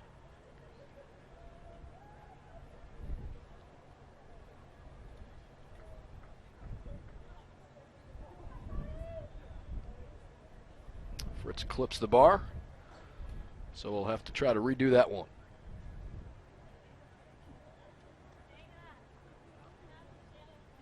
Really feels like this could be an open field this year in the men's high jump. The #1 national seed, James Willingham, out of Louisiana College, is not competing this weekend. Nobody had a better high jump all year than James Willingham, but he is not here at the National Outdoor Meet. Wow, that was impressive. Rowan Jr. Harrison Escoffery easily cleared the bar at 1.95. Next up will be Stéphane Duvivier from Tufts.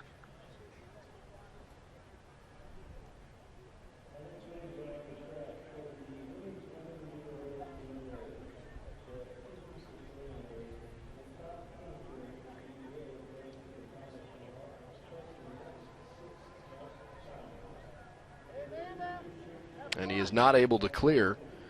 Duvivier passed on the 1.9 meter, so this was his first attempt of the competition. Brings us to Cameron McGee. Cameron McGee did clear at 1.9 from Wisconsin Whitewater.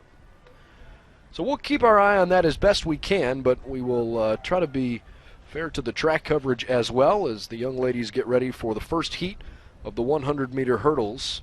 The finals for this race are set for Saturday at 12:50.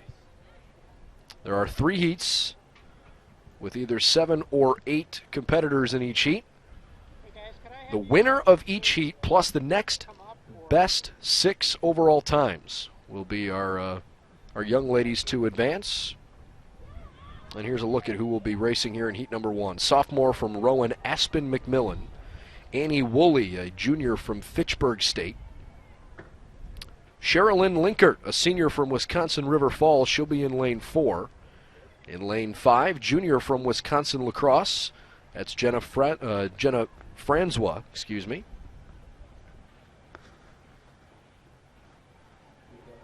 Lane 6, Taylor Jefford from Aurora.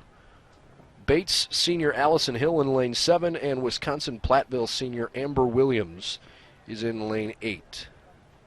Again, this is the women's 100-meter hurdles. Last year's national champion was Melanie Winters from Baldwin Wallace. She's already graduated, though. In fact, of all of the All-Americans last year, only Transylvania's Jordan Fender and Allison Hill, who we mentioned is running in lane 7, they are the only returning racers. Fender will run in heat number 2. Everybody else was a senior in the 2016 class, so lots of talent that has graduated. So Allison Hill certainly would be one of the favorites here in our opening heat. Allison Hill actually had the second best qualifying time in the country this year, 14.04 seconds, a senior from Bates. She did that at the D3 New England Outdoor Track and Field Championships back in early May.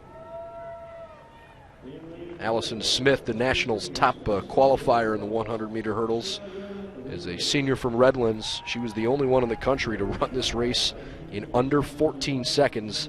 Allison Smith will be in heat number 3.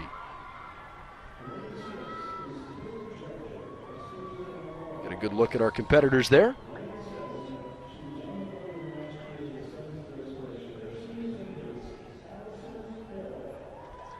You can see our starter standing there with the green jacket and the hood on.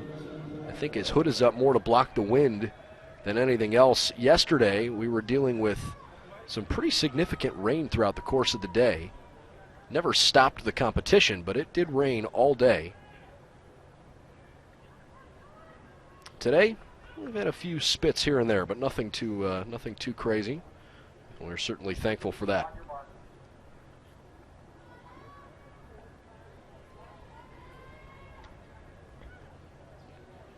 Allison Hill in lane 7, the favorite here.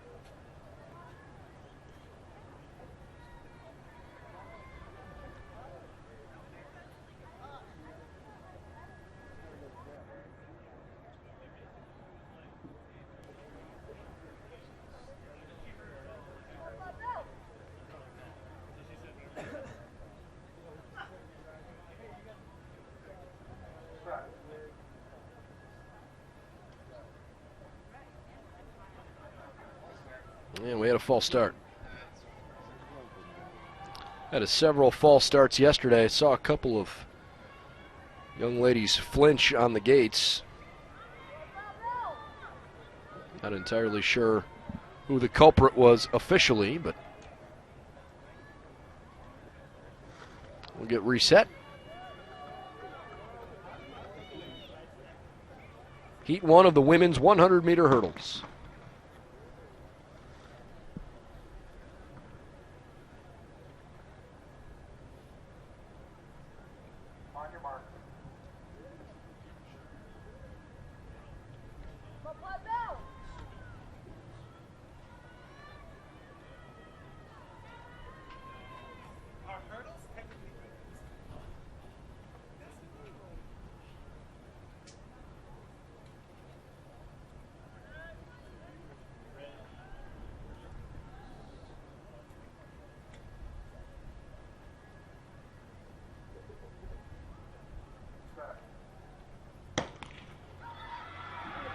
Hill got off to a good start in lane 7, as did Aspen McMillan from Rowan.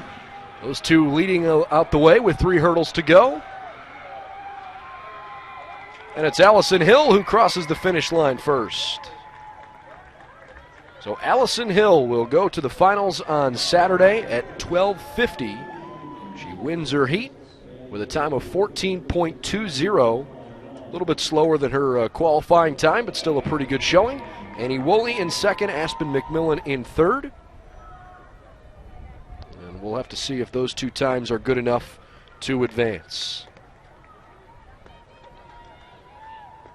Heat number 2. We'll have 8 runners in heat number 2. Starting with Courtney Soule, a senior from Wartburg. Nika Dias, a senior from Southern Maine. Wash U senior Daisy Ojeda, who ran in a couple of races yesterday. Daisy will be in lane 4, and she is lightning quick. Calvin Jr. Jenna Dykson. Westfield State Junior Sabrina Prey is in lane 6. Mentioned earlier Jordan Fender. Jordan Fender played, or I should say participated last year at this level and was an All-American. Keep your eye on her. She's in lane 7, a senior from Transylvania. Riley Wagner, a sophomore from Misericordia, in lane 8. And Jessica Fields from Redland. She is a freshman and in lane 9. In fact, she is the only freshman in this entire group of all 3 heats. Jessica Fields qualified with a time of 14.55. Did that back in the middle of May, just a week ago at the Redlands final qualifier.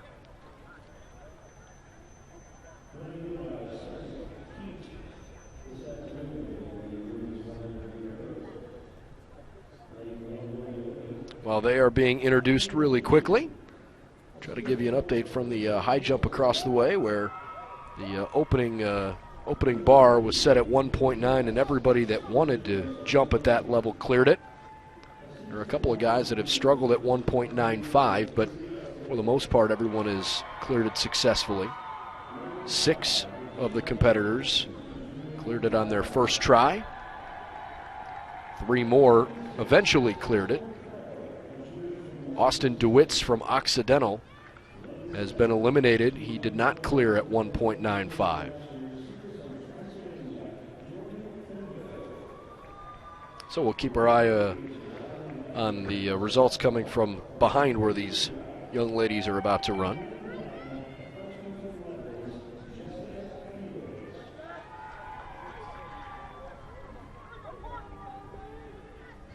So in this heat, lane 4 and lane 7, probably your top 2 favorites. Lane 4, you can see in the green shirt, that's Daisy Ojeda from Washington University, part of the 4x400 relay team.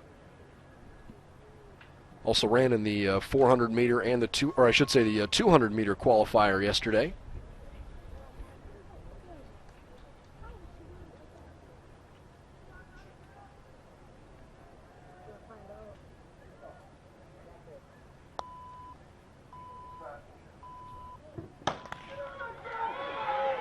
Pretty good start in lane 7 for Fender.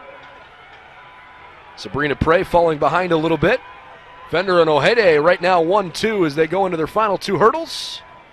And that's how they'll finish. Ojeda touches first, Fender in second.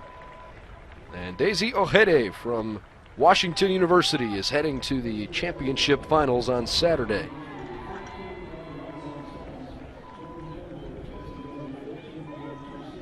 .11, a tremendous race for Ojeda. That is her best of the season.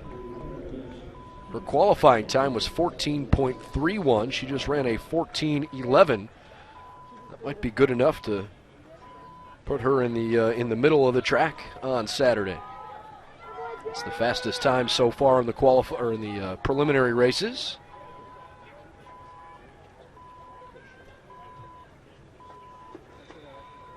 So we'll have our third heat coming up here in just a couple of minutes. Allison Hill and Daisy Ojeda have already qualified. We'll have to take the next 6 best times overall when we get to that point. Looks like they've raised the bar over now on the high jump. They are putting the bar at, no, I beg your pardon, they haven't raised it. It's at 1.95. Just wanted to make sure it stayed up there. And a nice jump from Springfield's Alexander Nemec. That'll bring up David Lemke, a freshman from Carroll College in Wisconsin.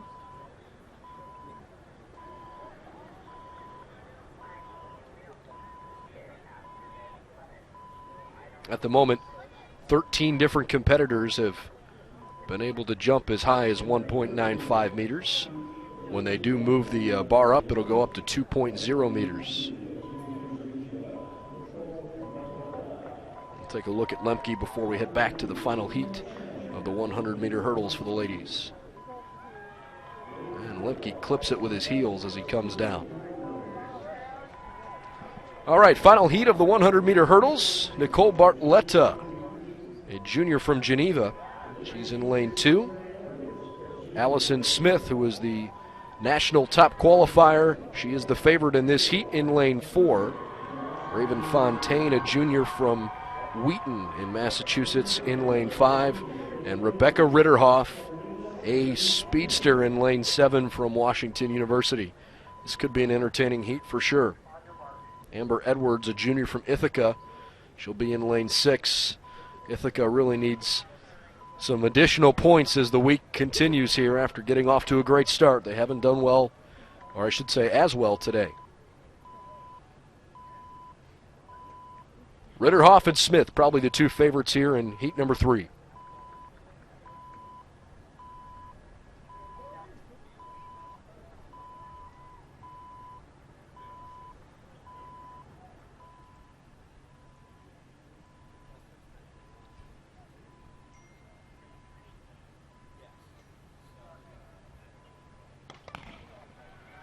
Ritterhoff explodes out early. Everybody clean over the hurdles except for in lane 2. Bartoletta just tumbles down. Allison Smith, the national top qualifier, wins the race. Ritterhoff comes in third. I believe that was Raven Fontaine who came in second. Nicole Bartoletta from Geneva kind of tripped as she went into a hurdle, and she did not finish. So Smith, Fontaine, and Ritterhoff in that order at the top. Nice run by Allison Smith.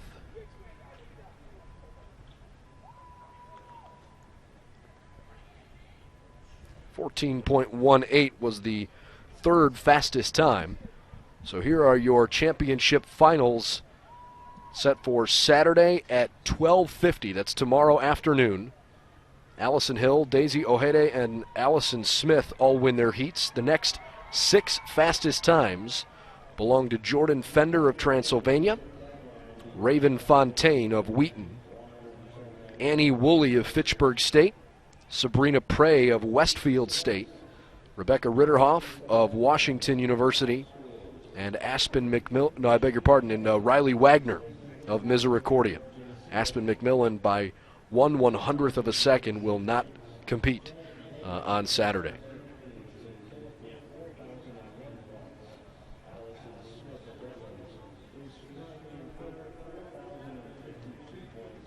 And the crowd here is just now getting a chance to learn about the men's 110-meter hurdle participants. All the hurdles have to be raised a little bit higher here. And of course the men's starting line is back just a little bit, set back further than where the ladies had been.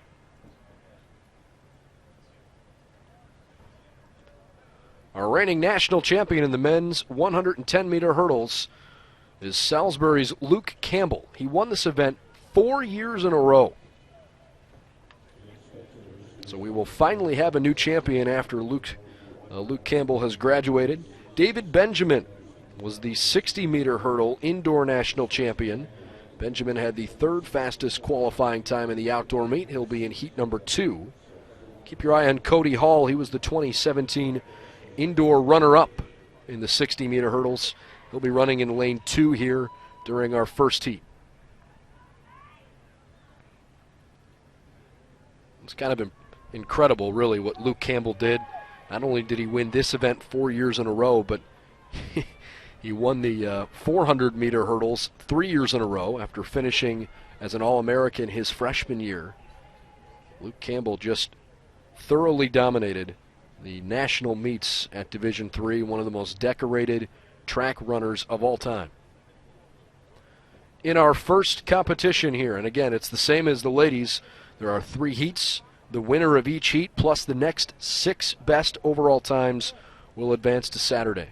It'll be a 1 o'clock championship race tomorrow. Cody Hall, we mentioned, is in lane 2. Aoife Abdul-Jalil from Ohio Wesleyan in lane 3. Aurora's Bobby Cooks races in lane 4.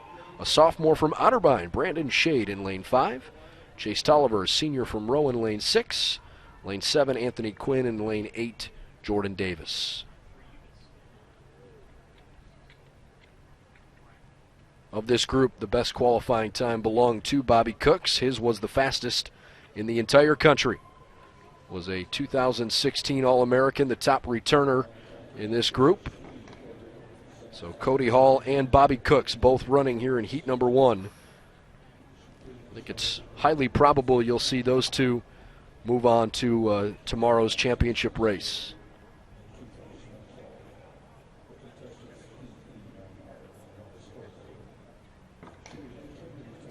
Brandon Shade turns to his left and tells Bobby Cooks good luck.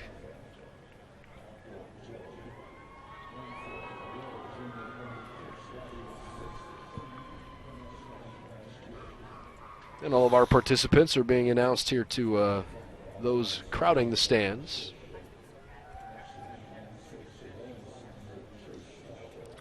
It's been a consistently breezy day. The wind is blowing perpendicular to the track from the stands toward the turf field.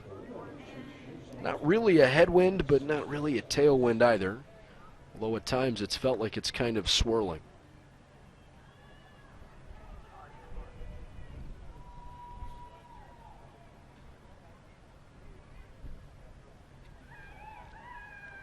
Cody Hall, Bobby Cooks, two favorites here in our first heat.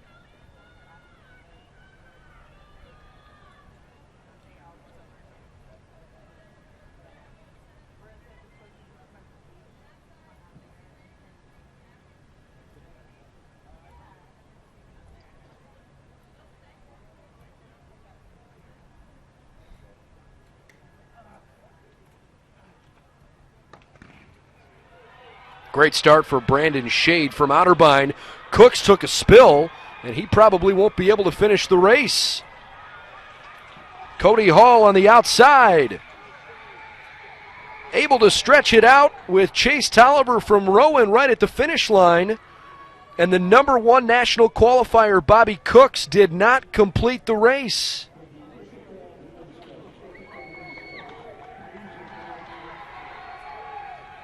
Kind of a stunning disappointment. He seems to be okay. He's on the infield.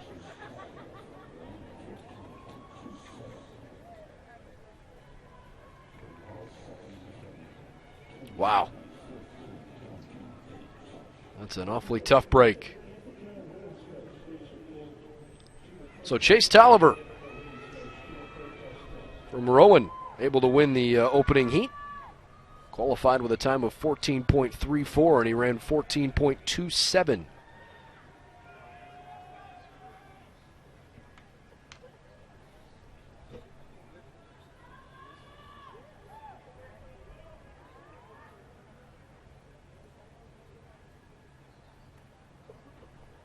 Tough to see the disappointment there from the nation's top runner in the 110-meter hurdles, Bobby Cooks. Try to take another look at it.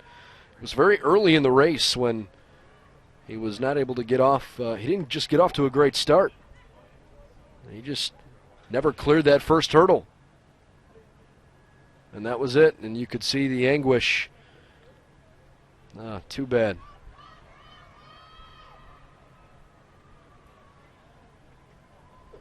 I'm not entirely sure what happened on the first hurdle. Maybe he mistimed his jump. Thought he kind of came out high out of his starting blocks. That's a tough way for your junior season to come to an end, but for Bobby Cooks, he's got an opportunity, at least with his senior year in front of him, and hopefully he can use this as motivation going into the offseason. Heat number 2, we've only got 6 competitors. Cortland State's Storm Malone, a sophomore, he'll run in lane 3. Roland Otto Okine, a junior from Wesley, in lane 4. St. John Fisher's Peter Girardi is blazing fast. He's in lane 5. Christopher Newport Jr. Ryan Scott in lane 6. From Tufts, a sophomore, in lane 7, it's Josh Etkind. And David Benjamin, the junior from Rowan, is in lane 8. So a chance for Rowan, who is one of the better teams on the men's side, to pick up some big points if they can qualify well here in this race. Obviously, Chase Tolliver winning the first heat will guarantee that he'll move on to tomorrow.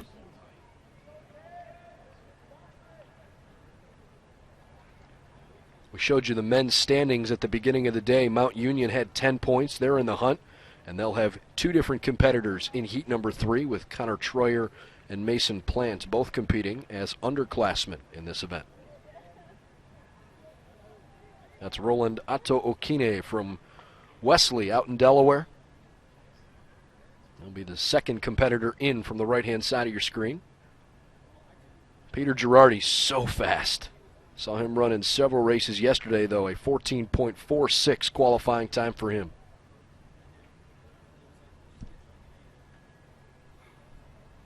Storm Malone, the favorite here in heat number 2.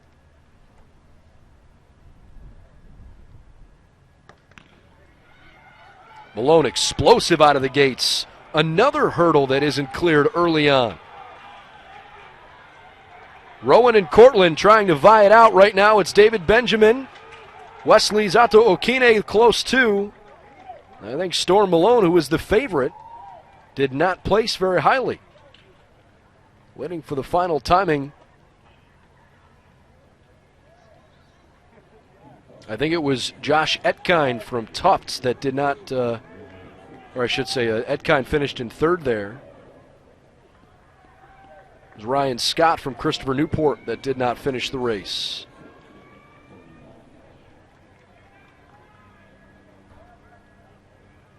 Peter Girardi did not run a great race either, 14.89. That's not nearly what he's capable of.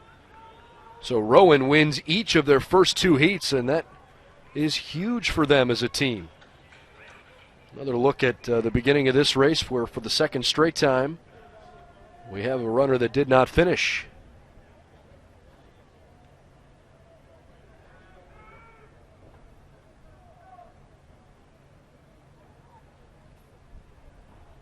Well,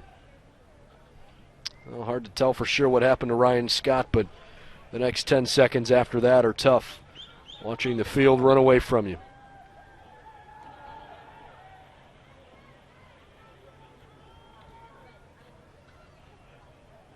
So Rowan's in terrific shape. Chase Tolliver and David Benjamin have each won their heat. And they are both heading on to Saturday's championship, which is set for 1 o'clock. In the meantime, let's get you set for heat number 3, where Southern Maine's Jared Marshall is in lane 2. Christopher Newport has a chance to redeem themselves here in heat 3 with Jordan Roach running in lane 3. Mount Union in both lane 4 and 5, Connor Troyer and Mason Plant. And you see the last 3 lanes there as well with 2 representatives from Wisconsin lacrosse. Luke Roloff had the second fastest qualifying time in the country. He'll be certainly one to keep your eye on. Unlikely that Storm Malone is going to make Saturday's championship race. He is not eliminated yet, but he needs this to be a slow heat in order for him to qualify. Storm Malone is the 4th fastest qualifying time in the country.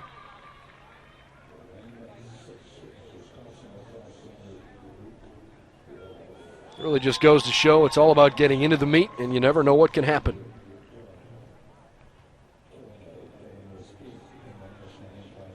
By the way, when this race is over, we'll have our prelims for the women's 400-meter dash. We'll have 3 heats for that. It's coming up here within the next probably 10 minutes. Try to intermingle some coverage of the men's high jump as well along the way and give you an update on how that's going. 2 runners from Mount Union, 2 runners from Wisconsin lacrosse, both schools that traditionally dominate the 4x4. For the last several years, those 2 programs have won that race quite often.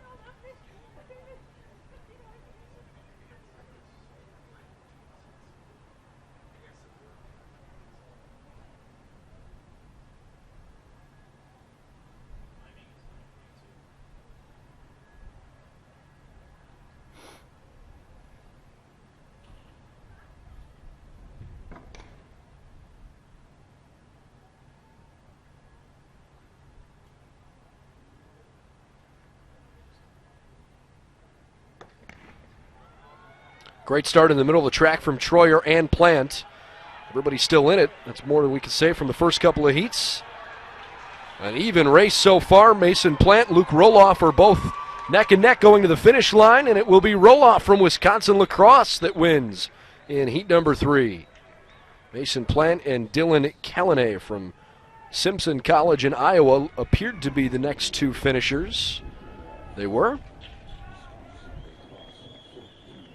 And so Luke Roloff has advanced onto Saturday's championship. We will have an aggregate list here in just about 10 or 15 seconds, and I'll be able to tell you who the other 6 best times were. But in the meantime, let's take another look at this 110-meter hurdle dash. And here it comes.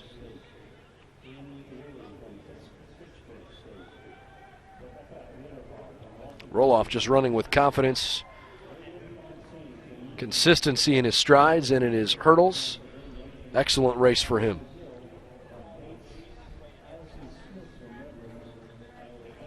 So Wisconsin lacrosse, senior Luke Roloff, happy to be moving on tomorrow afternoon. They are taking the hurdles off of the track here and getting ready for the women's 400-meter preliminary races. We'll have 3 heats in that race. Actually, you know what? I beg your pardon. We're going to have the heptathlon 800-meter prior to the women's 400. They've inserted that. They should have 2 timed finals in the women's heptathlon, so we'll give you updated looks at those standings as well. Unfortunately, though, for some reason, the results, live results that we usually get pop up are taking a little longer than usual. There we go. Now Heat 3 has loaded. Okay, so the let's look at the high jump while we try to get the final numbers for you there.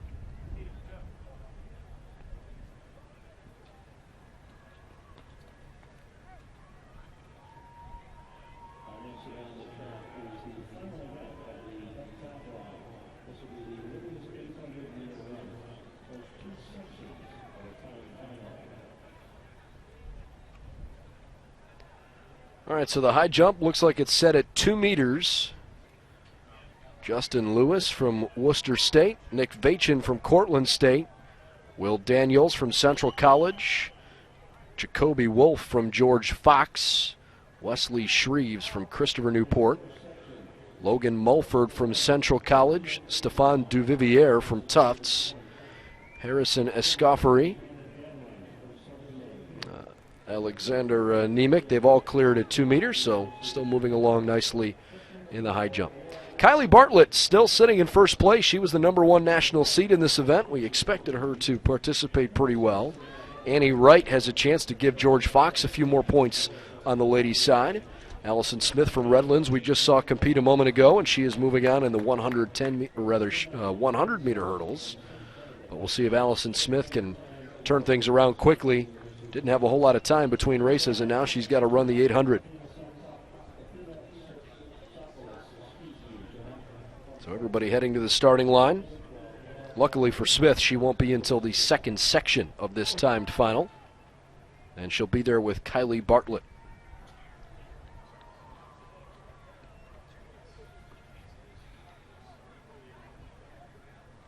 So we are looking at the women's heptathlon.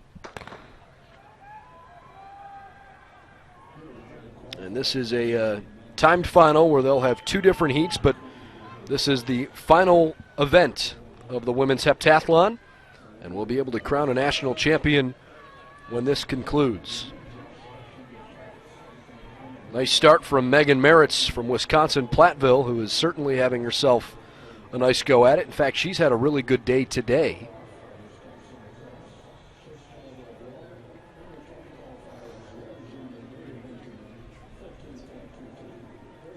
Merritt's well out in first place with Sylvania Momont from Wisconsin Stevens Point trying to catch her. Hannah Damron from Southern Maine also behind her.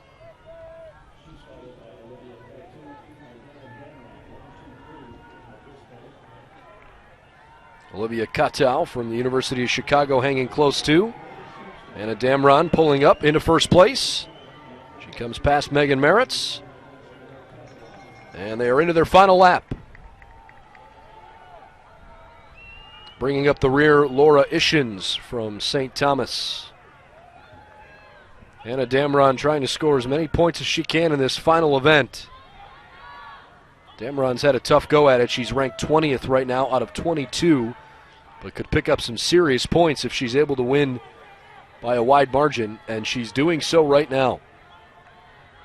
Well ahead of Megan Merritz from Wisconsin Platteville.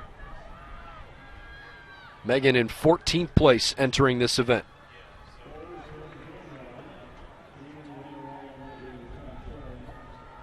Here comes Damron into her final turn.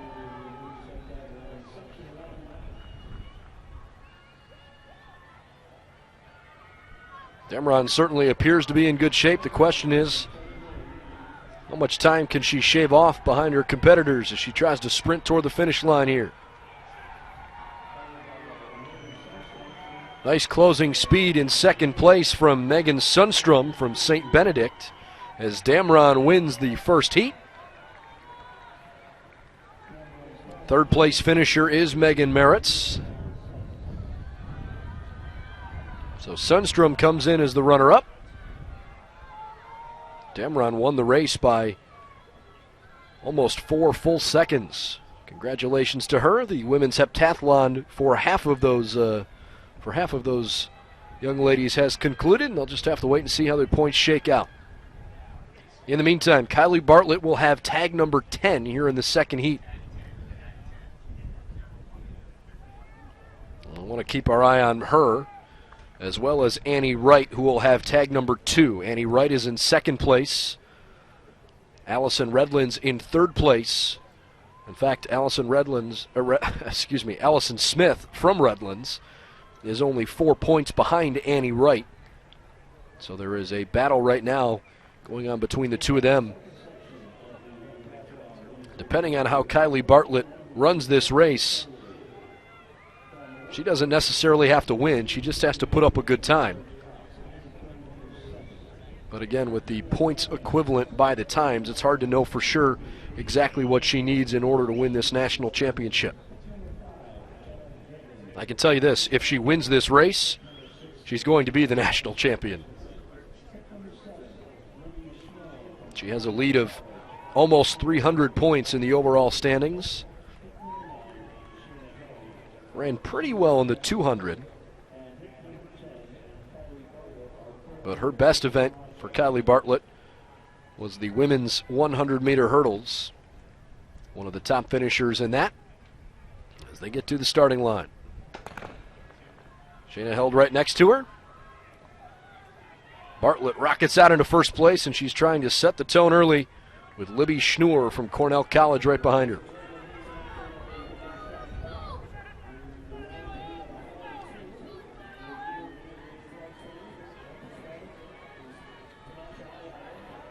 Now, at least halfway through the opening lap, those two have gone out to a pretty good lead. Kylie Bartlett, a sophomore from Rochester, easily the most impressive heptathlete during the course of the regular track season.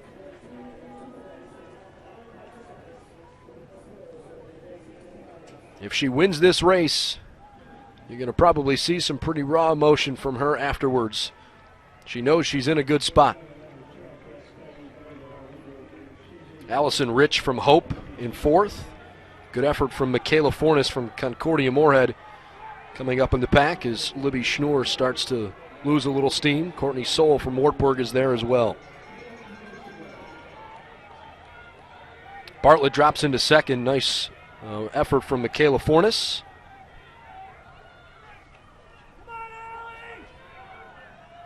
Michaela Fornes is in 10th place in the overall standings as Bartlett drops back to third. And in fact, she's starting to fall behind quite a bit now. Bartlett's dropped all the way back to 5th place. Have to wait and see how the final standings will shake out. She is the favorite, though. At the moment, Michaela Fornes has turned on the jets. Bartlett has dropped all the way back to 5th in this race with 200 meters remaining.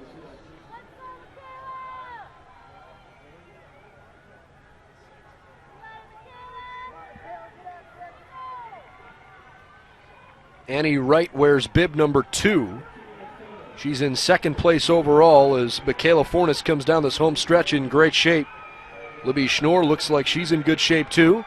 Kylie Bartlett has really faded back. She's all the way into 6th. Check that, 7th place. Schnur wins the section. Bartlett just now crosses the finish line, and it may not be such a slam dunk. We'll have to see how the points are awarded before we can crown her the champion.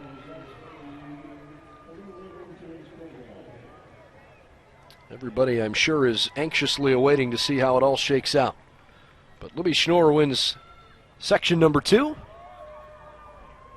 Michaela Fornes also racing well. I beg your pardon. Michaela Fornes won the section. Libby Schnur came in second place. Said that backwards. Hopefully we'll have the final results from the heptathlon here shortly. Annie Wright finished ahead of Kylie Bartlett, so theoretically she's going to close the gap on her. The question is, though, by how much?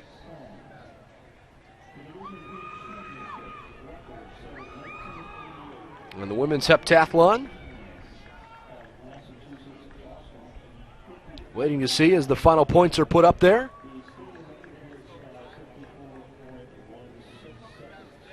Kylie Bartlett, your 2017 national champion.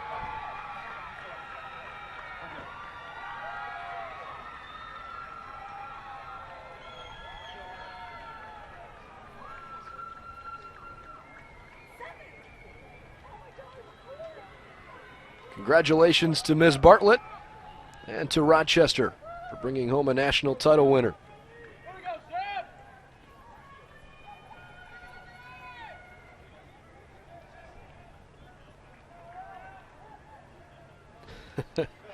Bartlett is completely exhausted from that last race. I admit, I expected a slightly different reaction after she won the final event. It is official. Kylie Bartlett wins. Annie Wright from George Fox comes in second place. St. Benedict's Jenna Dagan, a third-place finisher. Libby Schnorr came all the way up to fourth after 767 points in that final race. Your additional All-Americans, Shayna Held, who had a great finish. Michaela Fornes with a 2:21 time is now an All-American.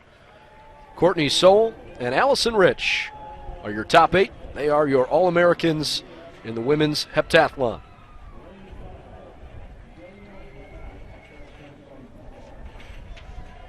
All right, so with that, we'll send you to the women's 400-meter preliminaries.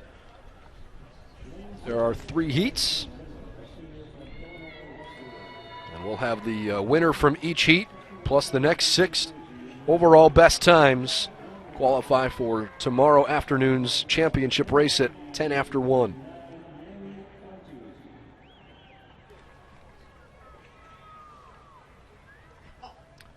The national qualifier, Waddle and Jonathas. You've seen that name a couple times throughout the course of the week. She had the top 100, 200, and 400 meter dash time nationally. Jonathas is running here in lane 4. And she has won not only this race, basically every time she's gone out there. Jonathas with that 54.01. It's the 8th fastest 400-meter dash ever run by a Division III athlete.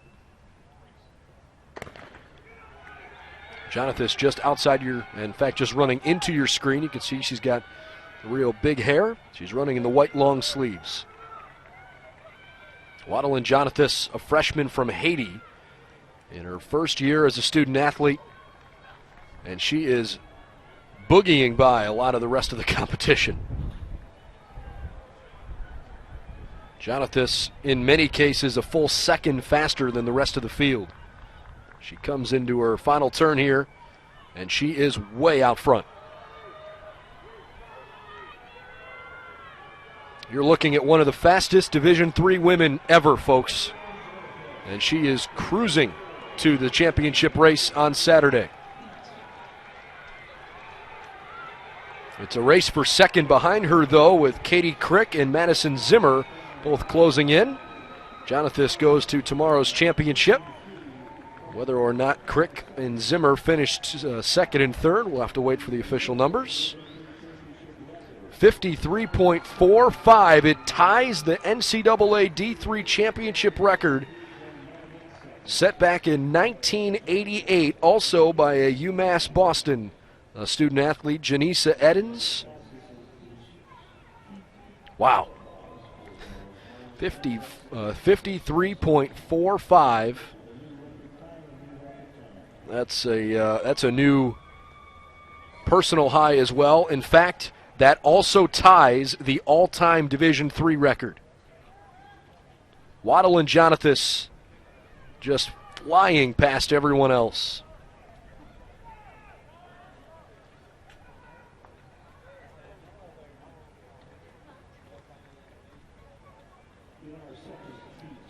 So Jonathan in the prelim race runs extraordinarily well. And she is going to be the head storyline for sure. How about that? A new NCAA championship record, a stadium record, a Division III all-time record. Pretty incredible stuff from Waddle and Jonathan. Jesse Reinick from Wisconsin Eau Claire is one of the top qualifiers in this heat.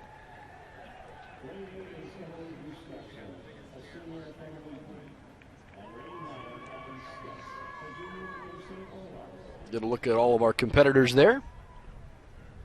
Shantae Moore had the 5th fastest qualifying time in the country. She's in lane 4 running for Gwinnett Mercy.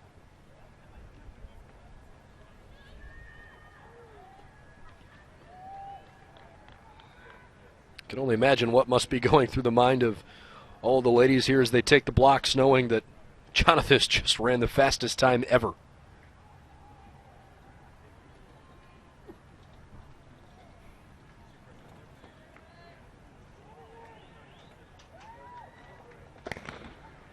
And off they go.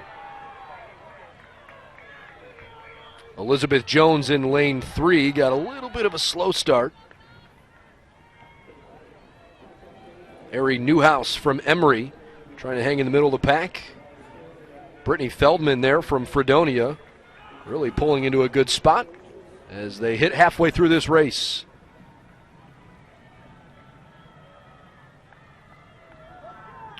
Fredonia State junior Brittany Feldman out in front as they come into their final turn. With 100 meters to go, Ari Newhouse is caught up. Nebraska Wesleyan sophomore Elizabeth Jones making it a tight competition as well. Jones and Feldman down the stretch.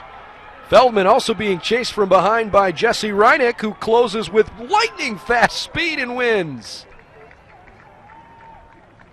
Jesse Reinick, the final 100 meters, her best friend. Reinick by a full 1/10 of a second wins the race. So she is guaranteed to move on.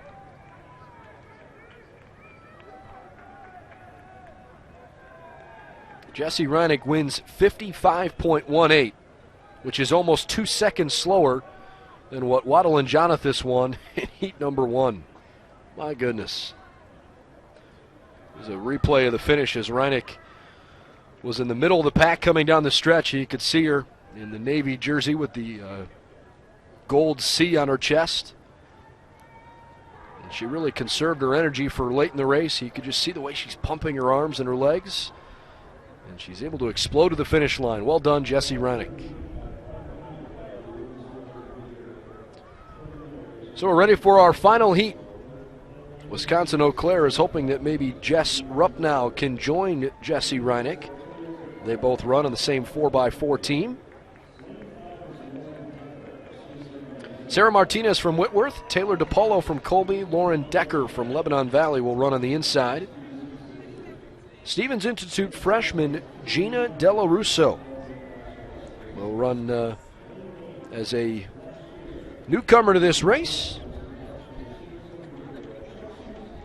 Della Russo 56.39. She had the last of the qualifying times that got her in. She's going to have some stiff competition. Jess Ruppnow, the senior, with the 17th fastest qualifying time. That came at the WIAC Outdoor Track and Field Championships. Kaylee Jones from Nebraska Wesleyan, one of the favorites here in this race. She'll be in lane 7.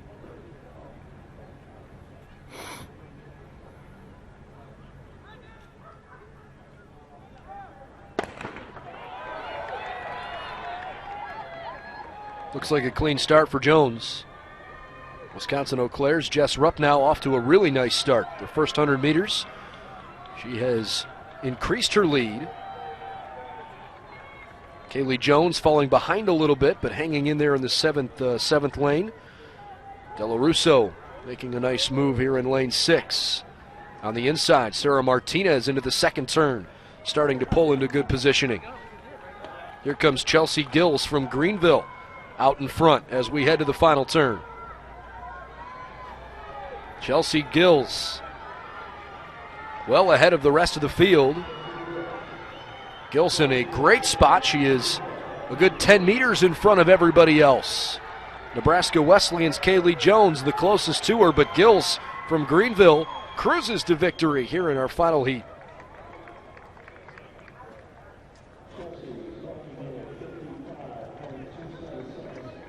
55.27 her heat-winning time. But the story of the prelims is Waddle Jonathas, the freshman from UMass Boston, runs a Division III all-time record, 53.45. It ties UMass Boston's Genesia Edens back in 1988 at these championships when she ran the same exact time. Now the top 3 runners in the women's 400-meter dash all-time belong to UMass Boston. The final times have now been posted. Here are the 9 young ladies that will run in the championship race tomorrow at 1:10. Jonathas, Reinick, and Gillis all win their heats. The next 6 fastest qualifying times: Brittany Feldman from Fredonia State, Elizabeth Jones from Nebraska Wesleyan, Katie Crick from Nebraska Wesleyan, Kaylee Jones from Nebraska Wesleyan, Madison Zimmer from Illinois Wesleyan, and Emily Gustafson from Wheaton, Massachusetts. Those are the next 6 best qualifying times. They are all racing tomorrow afternoon. To the men's 400-meter dash prelims now. Marquise Brown from Texas Lutheran is so fast. We've seen him run already in a couple of races. He will be out there here today, and he'll be in heat number 2. In our opening heat, keep your eye on A.J. Digby in lane 6, the freshman. You can see he runs with a pair of blades. A.J. Digby was the 5th fastest 400-meter dash I shouldn't call him a champion, but the 5th fastest 400-meter dash participant at the Rio Paralympic Games this past June.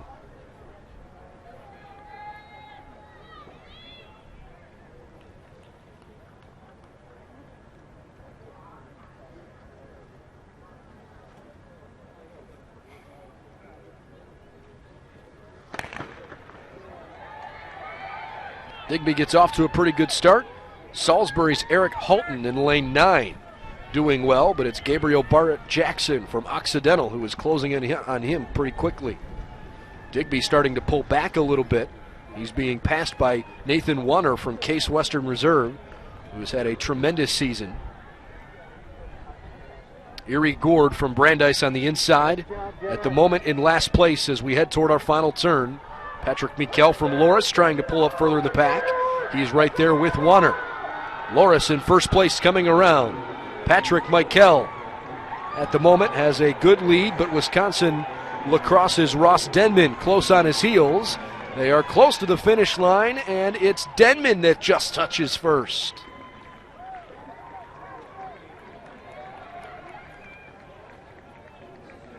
Ross Denman, nice closing 100.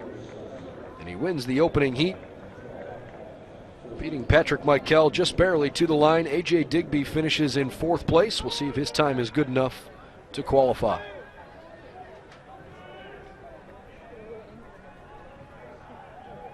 Come on, run! Another look at the back half of this race. Ross Denman from Wisconsin Lacrosse finished 3rd in the country in the outdoor meet back in 2014. A freshman then, now a senior. Shaved a little bit of time off. And he is moving on to the championship run tomorrow afternoon at 1:20. Time for heat number 2, where Marquise Brown, who was the 2017 indoor champion in the 400. 48.62 when he ran the indoor meet. Outside, he was even faster, 47.01. Faster than Ross Denman. He ran that at West Texas A&M's last chance meet. Carl Clam from Bethel will run in heat number 3. He's another one you really want to keep your eye on. Ran well in the 4x4 yesterday. Jake Mihelic from Linfield, the 2015 national champion in this event when he beat Ross Denman. The first Linfield male individual champion since 2009. He was also the 2016 indoor national champion. But he got hurt in this event at the outdoors last year. So keep your eye on Mihelic as he tries to go back and give himself something better to think about here. Although actually, he does not appear to be on the starting blocks.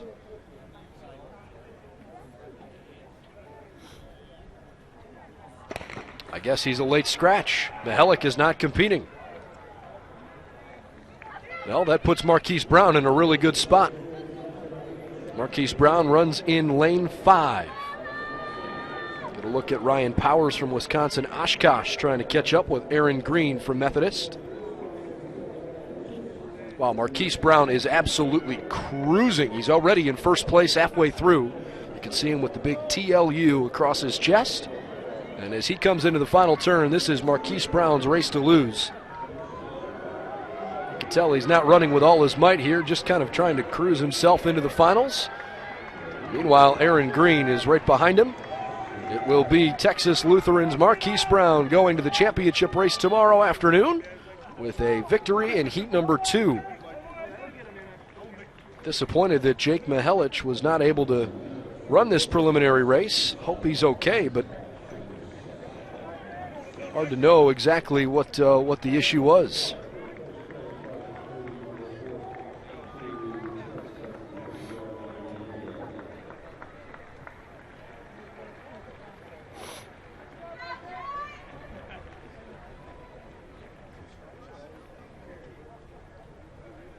All right, so we're heading to our third heat. Carl Clam will run in lane 3. Chris Polk in lane 4. Ethan Reschke runs in lane 8 from Monmouth. Carl Clam qualified for the outdoor meet last year, but had a hamstring injury that ended his season prematurely. Ethan Valentine for Calvin running in lane 6. Was an All-American in both the outdoor meet last spring and in the indoor meet this past winter. Hope you're enjoying our continuing coverage of our preliminary races here, day 2 of 3 during the National Track and Field Championships. We're going to have a lot of champions crowned on the track tomorrow in what should be a very exciting final day of competition.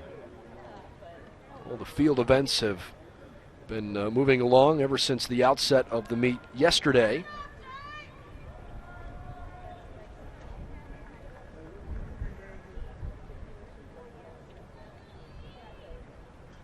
Carl Clam and Ethan Valentine, your favorites here in heat number 3.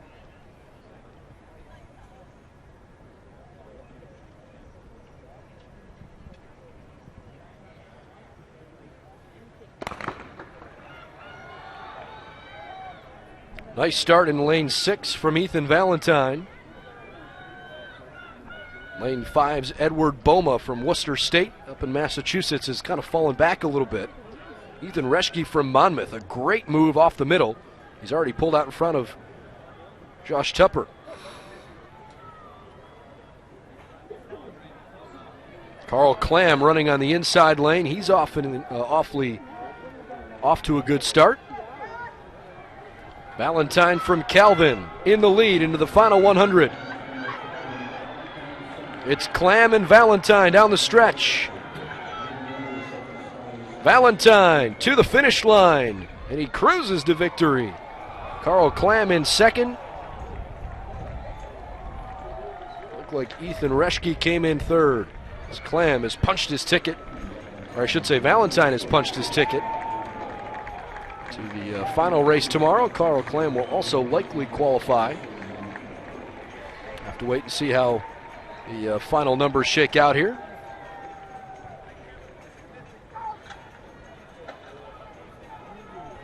So here's how it all shakes out. Denman, Brown, and Valentine are racing tomorrow afternoon at 1:20 in the men's 400-meter final. Joining them will be Carl Clam, Ethan Green, Ethan Reschke, Patrick Michael from Loris, Isaac Smith from Augustana, and Ryan Powers from Wisconsin Oshkosh. That rounds out your field of 9 for tomorrow's championship. We'll take a quick time out. When we come back, though, we'll have the women's 100-meter dash coming up next on NCAA.com.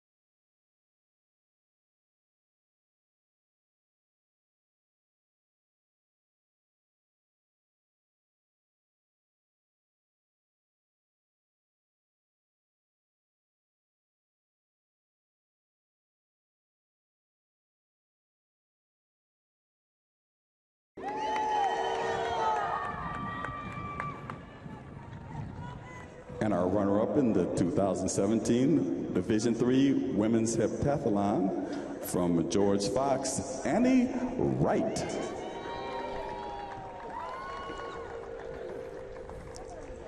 And our 2017 Division III National Champion in the Heptathlon from Rochester with a point total of 5,020 points, Kaylee Bartlett.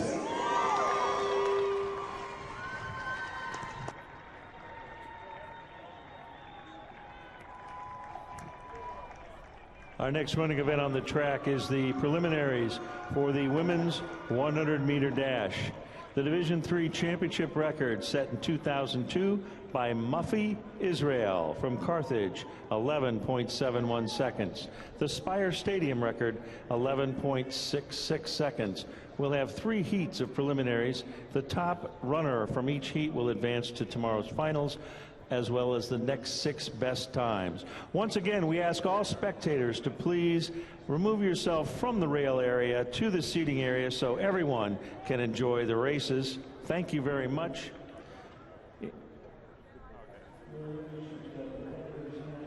Welcome back inside our coverage as we get ready for the women's 100-meter dash. The fastest young ladies in the country are vying for a spot in Saturday's championship race.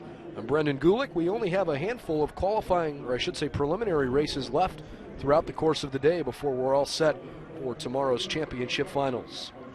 In heat number 1, Danny Bland will run in lane 2. She had the 3rd fastest qualifying time in the country, a sophomore out of Emory. Katie Gadecki runs in lane 4 for Mount Union. Katie Gadecki is a young lady that's really been impressive, a junior from Mount Union in the Ohio Athletic Conference. One of the fastest sprinters in the OAC this season. She and several of her teammates will compete in this event. Celeste Mata running in lane 9. Lane 8. She is a sophomore from Wisconsin Whitewater. Ran a 12.01 at the Rex Foster Open in order to qualify for this event.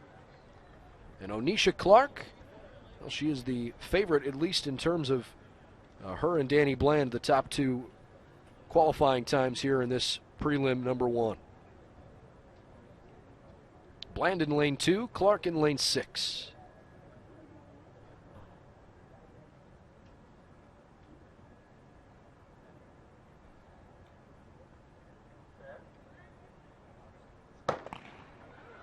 Danny Bland gets off to a great start. Misericordia's Onisha Clark nose and nose with Dederica Simpkins. Now she starts to pull away and finishes in first place. Onisha Clark wins the first heat with a time of 11.91.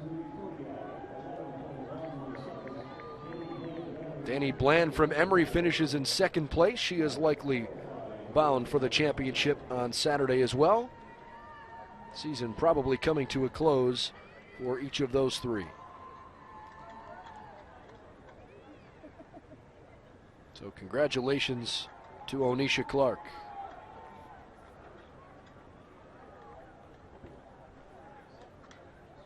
By the way, where we stand right now on the pole vaulting, or I should say on the high jump side of things, the bar is currently at 2.07 meters, and there are 10 competitors left of the original 22 that had started.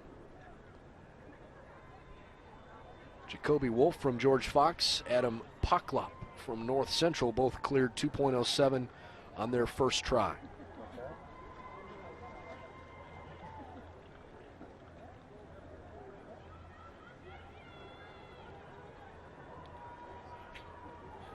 Our reigning national champion is Tyra Abraham in the 100-meter dash.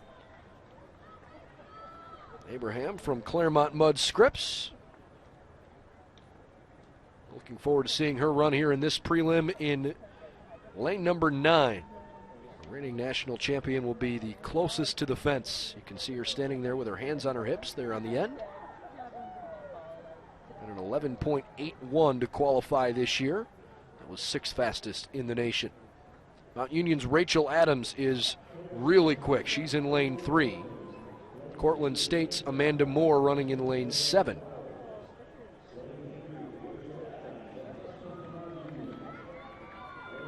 Look at your start list there. And Tyra Abraham, the reigning national champion. She did it last year in 12.10 seconds running into the wind. A wind that was almost 2 miles an hour at the time.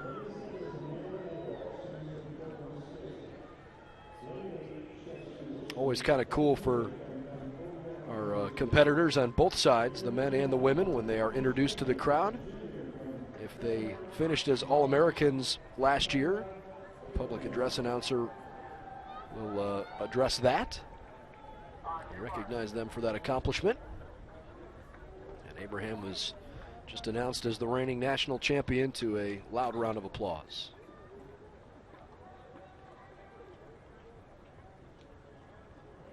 Heat number 2, you got to win the heat or be one of the next 6 best times across the 3 heats that we'll have.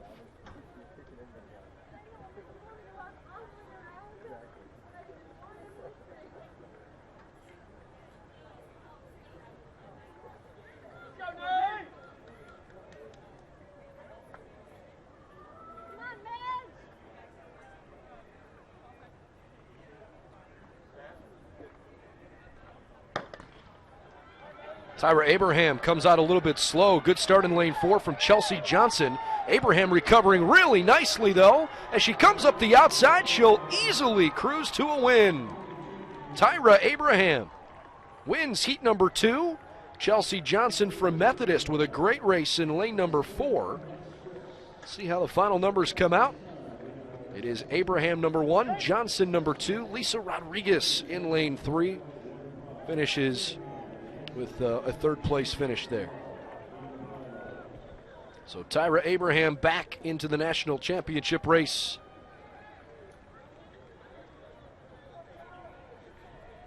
Preliminary time last year was 11.83. This year, 12.00. But happy to see her moving along.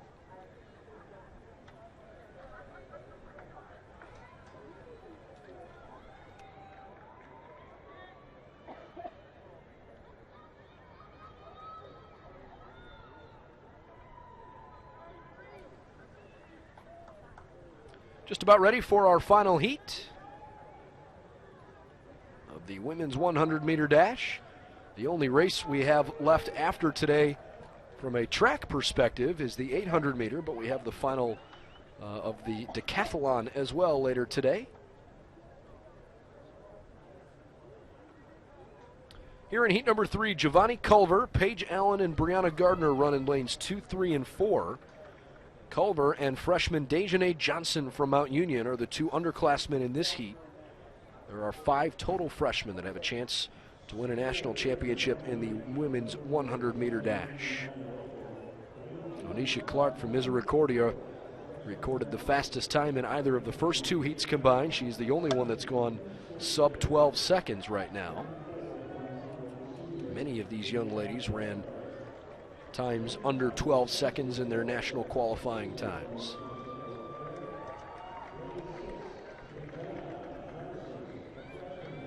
Mount Union's had 3 different young ladies qualify for the national meet here in the 100-meter dash. Katie Gadecki, Rachel Adams, and now Dejanay Johnson, who will run in lane 6. I've already seen Daisy Ojede race earlier today. She'll run now in lane 7. Amber Sellen, want to keep your eye on her too. She was 4th last year in this race, and she was the 2017 200-meter champ. She actually beat Jonathas, which is a huge accomplishment, given what Waddle and Jonathas has done in the beginning of her career. Amber Sellen, a tremendous young sprinter. Again, she's in lane 8.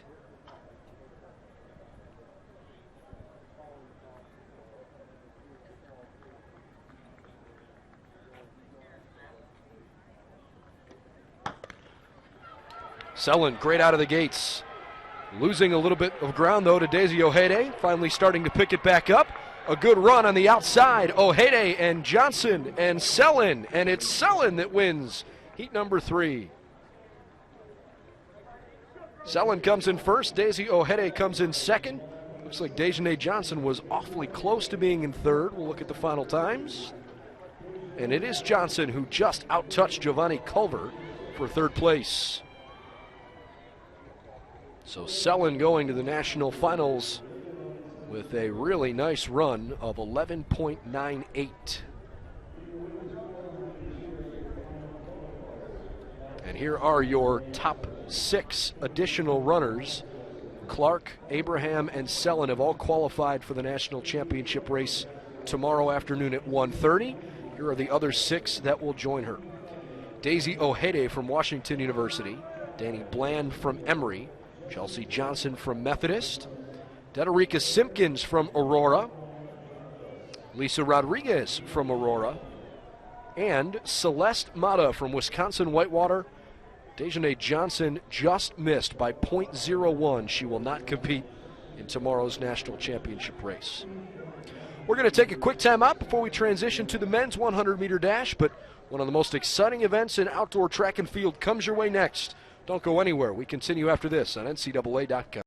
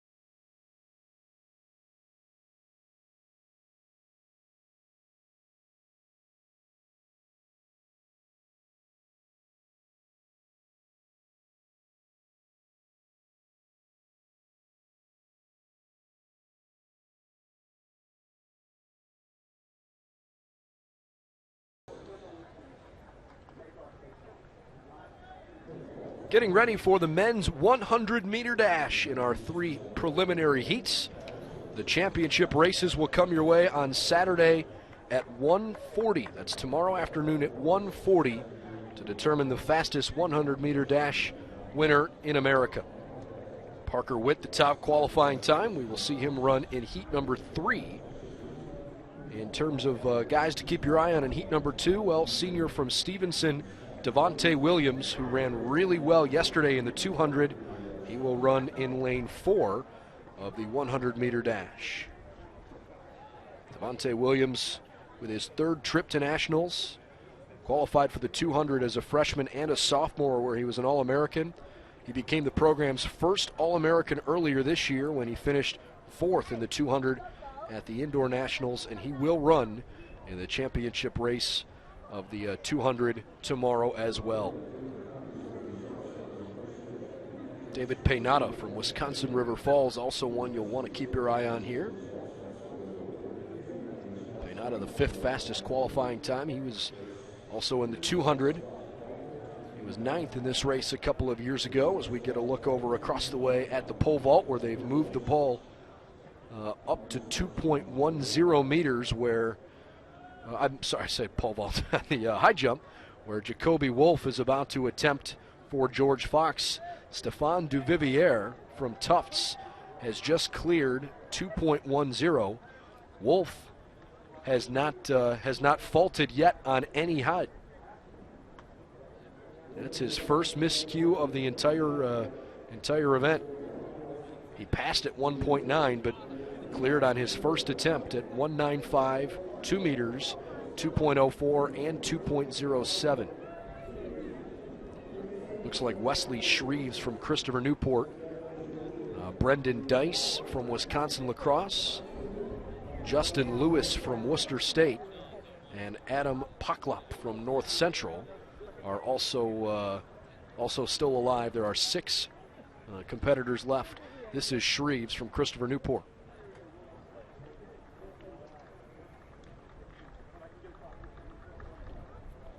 And he just clipped it on the way down, so Shreves faults at 2.10. Right now there has been one that's cleared at Stéphane Duvivier.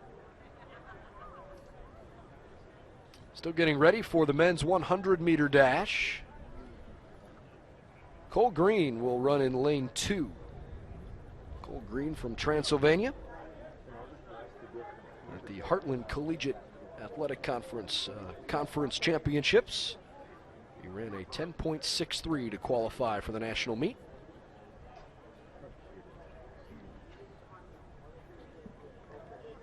So you get a look at all those who will run here in Heat 1.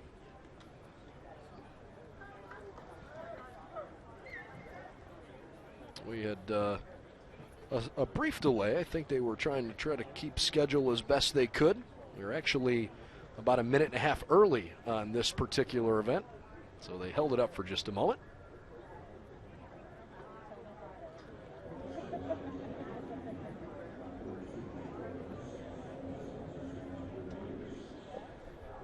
You can see him there in lane 4. Devontae Williams kind of bouncing around a little bit. He's a pretty fidgety competitor, and he is a violent runner. When he is flying down the track, he's the kind of guy that's usually gritting his teeth, and he's just trying to exert as much energy as he can. This is a fun race to watch.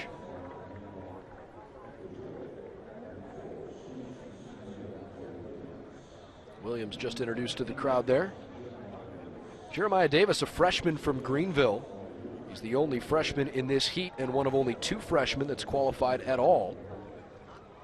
The other is Matt Fleming, who will run a little bit later in Heat 3. Fleming runs the final leg of the 4x4. Looking forward to watching the 4x1. Looking forward to watching them run for Benedictine tomorrow.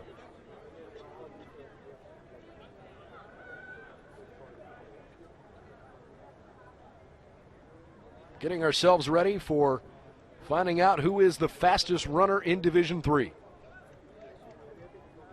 Final set for tomorrow afternoon at 1:40.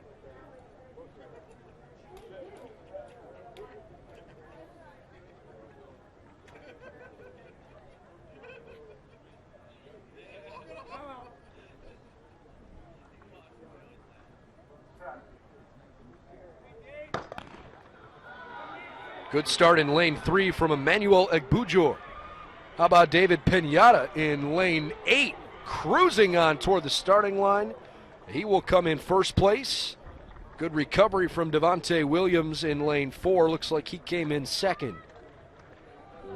Emmanuel Egbujor from Augsburg in third. So David Pinata from Wisconsin River Falls will run in the championship race. Pretty likely that Devontae Williams will join him outside of the top 2. You never really know for sure as we take another look. It was a nice start, too, from Brian Burnett from Ohio Wesleyan, but those long strides from Pinata ended up beating him in the end. And Devontae Williams put his head down maybe just a lick too early as he came toward that finish line. But Pinata wins the race, and he is on to the championship.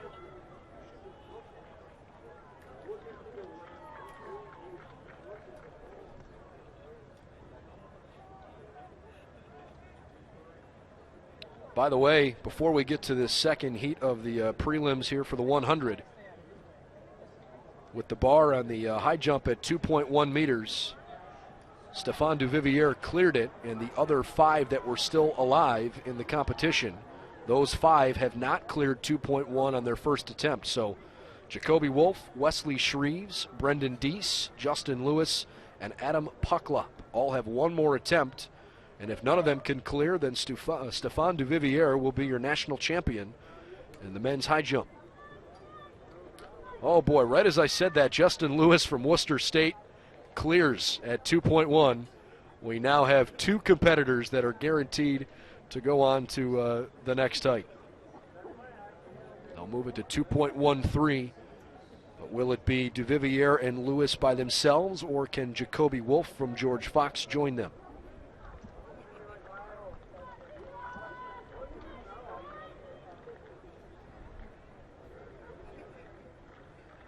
This is Adam Pucklop, and he is not quite able to get there. From North Central, Adam Pucklop, disappointed to see his season come to a close.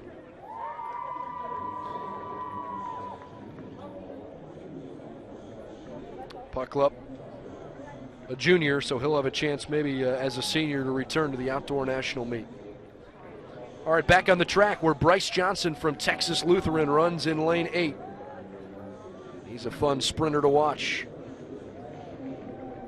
Jamal Watkins, one of the fastest young men in the country from Birmingham Southern in lane 4. Ernest Winters, we finally get to see him run for Wisconsin Lacrosse. He's also competing in the 4x100 relay. He had the top 200 preliminary time last year, but finished 4th. And he was not chosen to run for Wisconsin Lacrosse's 4x100 relay team, even though he's the fastest sprinter they have.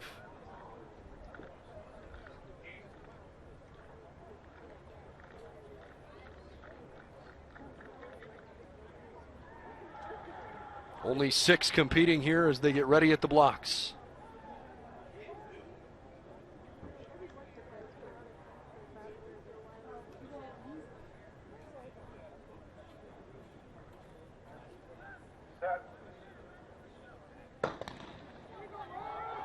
Winters gets out to a really low start. Jamal Watkins from Birmingham Southern feeling Winters coming up behind him a little bit, but Birmingham Southern cruises to a win with Javian Hardy from Westminster in second place in lane 3. Jamal Watkins winning the heat, and he is going to the championship race tomorrow. Watkins 10.47, blazing time there as he comes all the way in. Bryce Johnson from Texas Lutheran didn't put out his best effort. Frustrating for him. Here's just a minute ago on the high jump. Remember, it's coming down to the wire at 2.10 meters. This is George Fox's Jacoby Wolf. Just did get over the top of the bar, and you can see him pretty jazzed up. Great work by our production crew to give you that quick replay. So there are only 4 remaining that have cleared 2.10. Stéphane Duvivier, Jacoby Wolf, Wesley Shreves, and Justin Lewis. Those last 3 all did it on their final jump. Duvivier, the only one to do it on his first jump. They will move the bar to 2.13 centimeters, and we'll have to see how it continues on. In the meantime, we're waiting on our final heat of the men's 100-meter dash, and they have given these guys a couple of minutes to warm up, and they'll take the blocks in just a moment. We're interested in following Lou Berry from Mount Union, a sophomore who is supposed to run in lane 2. Berry was supposed to run in the 4x1 yesterday, but didn't for Mount Union, which was a little bit of a head-scratcher.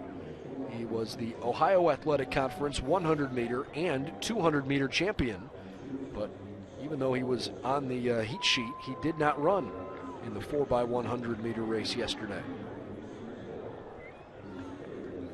Right now, Jamal Watkins has the fastest time in the prelims at 10.47. We'll head back over to the high jump while they're still preparing for the final heat of the 100-meter. This is just a moment ago. Wow, big time jump from Worcester State.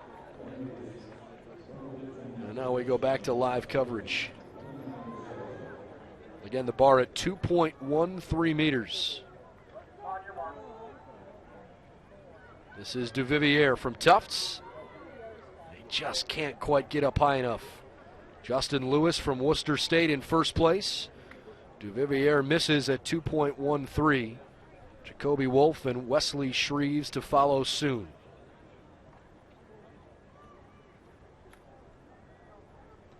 Back on the track, Lou Berry is in lane 2 for Mount Union.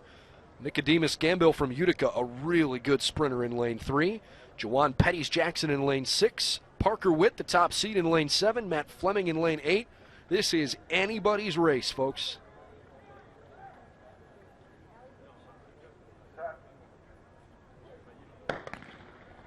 Great start by Lou Berry. Catching up in lane 7, Parker Witt closing well. Witt comes out to a big lead. He's got Gamble closing in on him, and Parker Witt, the top national seed, moves on to the championship race tomorrow afternoon. Parker Witt, 10.51. Nicodemus Gambill from Utica and Jawan Pettis Jackson close behind him. So David Paynata, Jamal Watkins, and Parker Witt all win their heat.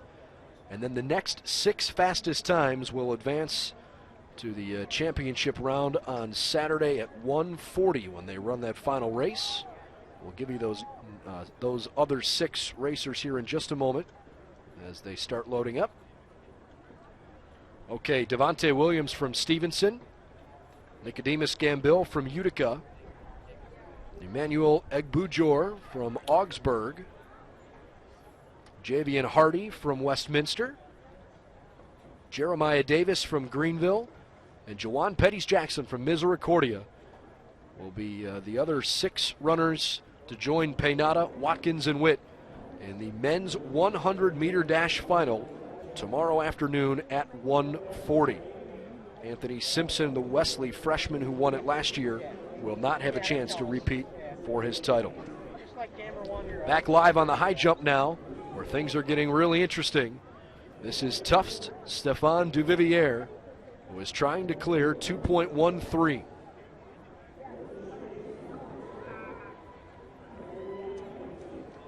He clipped it with the middle of his back on the way up.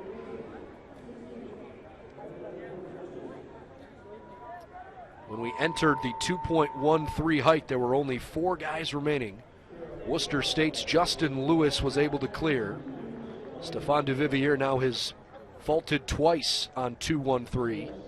Jacoby Wolf from George Fox and Wesley Shreves still have 2 jumps left. This is Jacoby Wolf who will take a crack at it.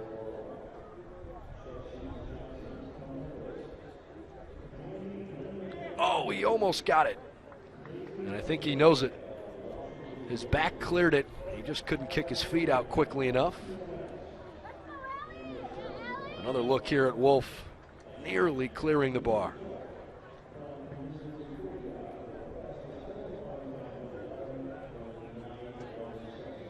Got it with his hamstring.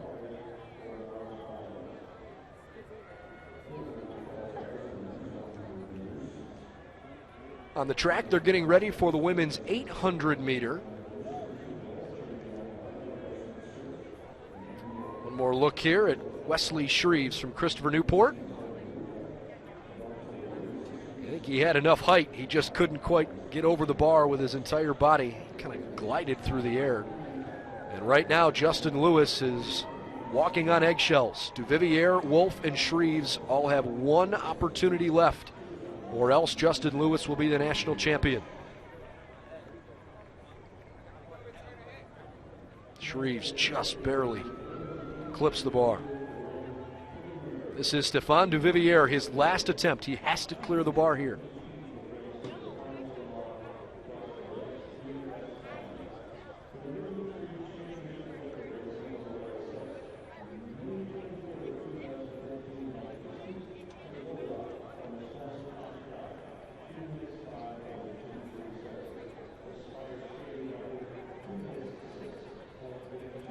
Duvivier just kind of waiting.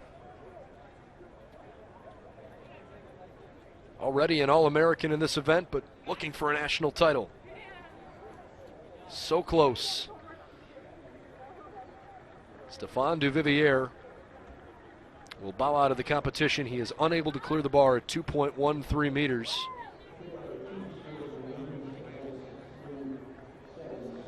It was his right calf that just barely ticked the bar. You can see some of the disappointment from the bystanders. So it's up to Jacoby Wolf from George Fox and Wesley Shreves from Christopher Newport to try and match Worcester State's Justin Lewis. Jacoby Wolf, the first to try. This is his final attempt at 2.13. He needed 3 attempts to clear 2.10. He got it! Jacoby Wolf from George Fox extends the competition.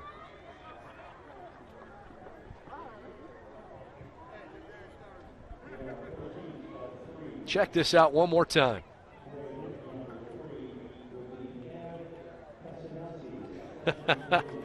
Maybe his jersey just grazed the bar a little bit, but it never quite fell off.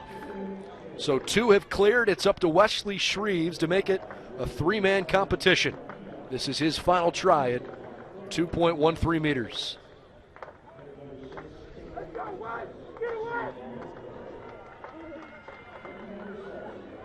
Oh my goodness, so close. Shreves can't believe it. And his season comes to a close. The junior from Christopher Newport. He had it, and he just couldn't quite finish it off. Great effort. So they're going to move it up to 2.16 as we get underway in the very first heat of the women's 800.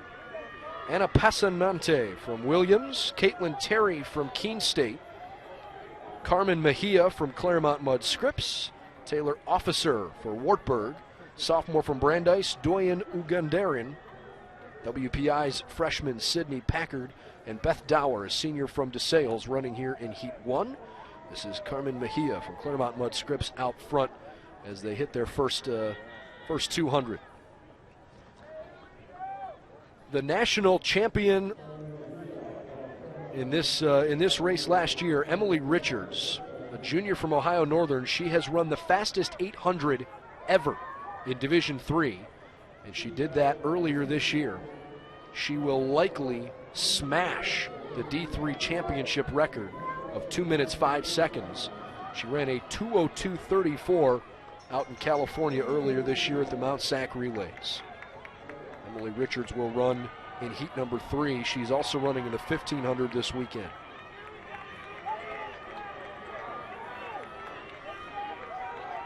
Carmen Mejia's been out front. Sydney Packard right there with her. Top 2 from each heat will advance, plus the next best 3 times overall. Mejia and Packard neck and neck. 200 meters to go for our leaders. Carmen Mejia out in front at the moment. Packard trying to set herself up for A 100-meter sprint to the finish. Beth Dower in third place. Mejia and Packard trying to make this close. It's Mejia out front. 40 meters to go. Packard right behind her. Mejia in first place. Packard also to the championship with a couple of nice runs. 2:10.05 the top finish. 2:10.56 in second place. So Mejia and Packard both moving on out of heat number 1. We're going to go back to the high jump, where at 2.16 meters, Justin Lewis and Jacoby Wolf are the only 2 remaining competitors, and both have missed on their first attempts. Justin Lewis has had very little trouble today. He's had a couple of faults here and there. Only gone to a third attempt once, and that was on 2.10. He cleared his first on 2.13, and for a while it looked like that might be enough until George Fox's Jacoby Wolf was able to get it on his last jump. They are starting heat 2 of the women's 800 here shortly, but we're hoping that Justin Lewis will jump here in a minute. We can show you this live. Here he goes. Justin Lewis clears at 2.16. Is that a national championship jump? It's up to Jacoby Wolf to try and match it. Incredible. Look at the raw emotion. Amazing. And now a conversation with his coach. Jacoby Wolf needs to pull out a big jump here. He's got 2 cracks at it. It took him 3 chances to clear at 2.10 and at 2.13 after he hadn't missed on any of the first 4. As we go back to the 800-meter dash. Aiden Eichhoff, a sophomore from Bates. She's had a nice season. Watching Mackenzie Ross in this one as well from SUNY Geneseo. She had the 3rd fastest qualifying time in the country. Washington University's Annalise Wagner, 4th fastest qualifying time. They are both in the front of the pack right now. Wagner in green. Mackenzie Ross has bib number 8. She is running right next to Leah Strangio from WPI at the front.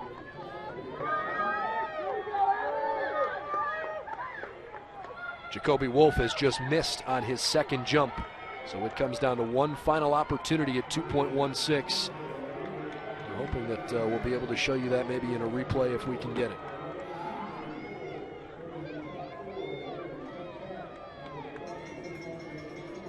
One more lap to go. The top 2 we expected to be at the outset. Mackenzie Ross, Annalise Wagner. They are at the front of the pack here in heat number 2 of the 800. All you got to do is finish top 2 in this to guarantee yourself a chance in the final. Aiden Eichhoff and Leah Strangio trying to make this close in a race for 2nd as Annalise Wagner starts to put a little distance between herself and the rest of the pack. Got about a 10-meter lead.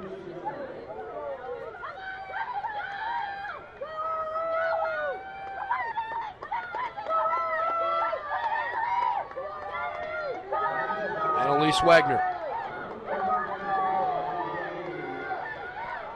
With less than 100 meters to go, has about an 8-meter lead over the rest of the field. But who will also guarantee themselves a spot on Saturday? At the moment, certainly looks like Aiden Eichhoff from Bates is in good spot. Mackenzie Ross from SUNY Geneseo falls into 3rd, and that's exactly how they'll finish.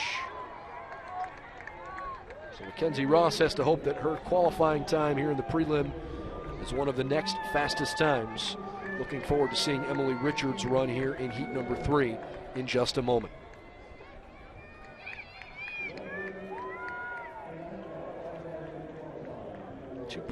I should say 2 minutes, 10 seconds, 0.5 for our winner, Annalise Wagner.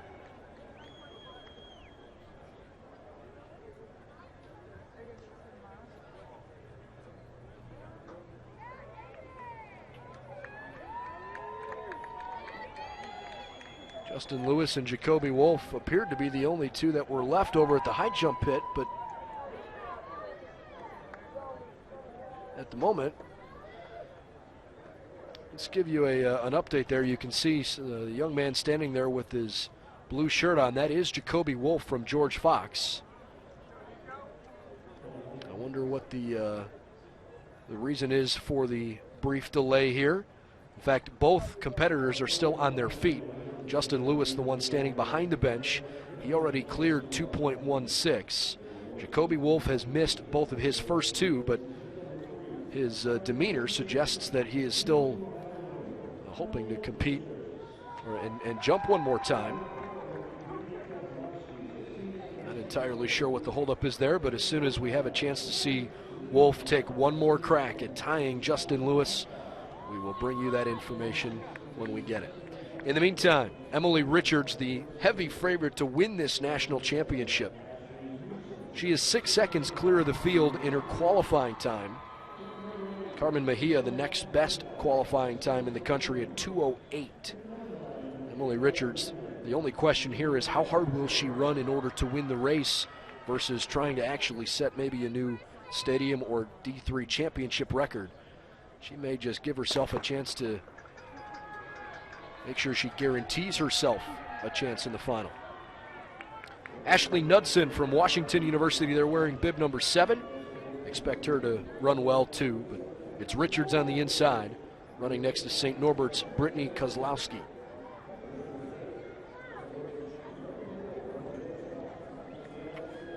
Richards setting the pace, Kozlowski right behind her. Yvonne Bungie from Williams hanging in there in 3rd place, running hip and hip with Stephanie Boucher from Plattsburgh State.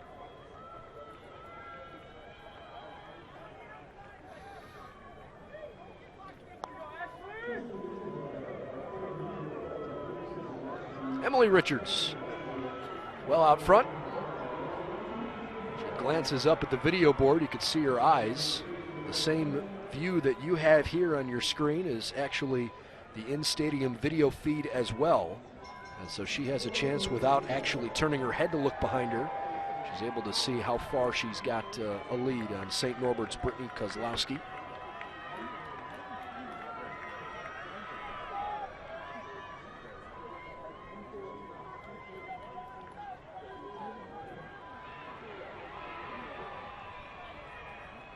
Again, Emily Richards, she's running in the 1500 this weekend as well. One of the fastest 800 runners ever, regardless of division. She's beaten several Division I and Division II kids in races out on the West Coast earlier this year.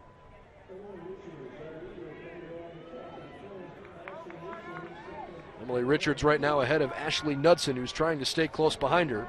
Richards knows she just needs to be one of the top 2 to qualify for tomorrow's championship, which will be set for 150. Richards and Knudsen both at the outset. Late push from Stephanie Boucher. You can see Richards just kind of jogging toward the finish line. She'll finish in 1st. Stephanie Boucher in 2nd. Ashley Knudsen in 3rd.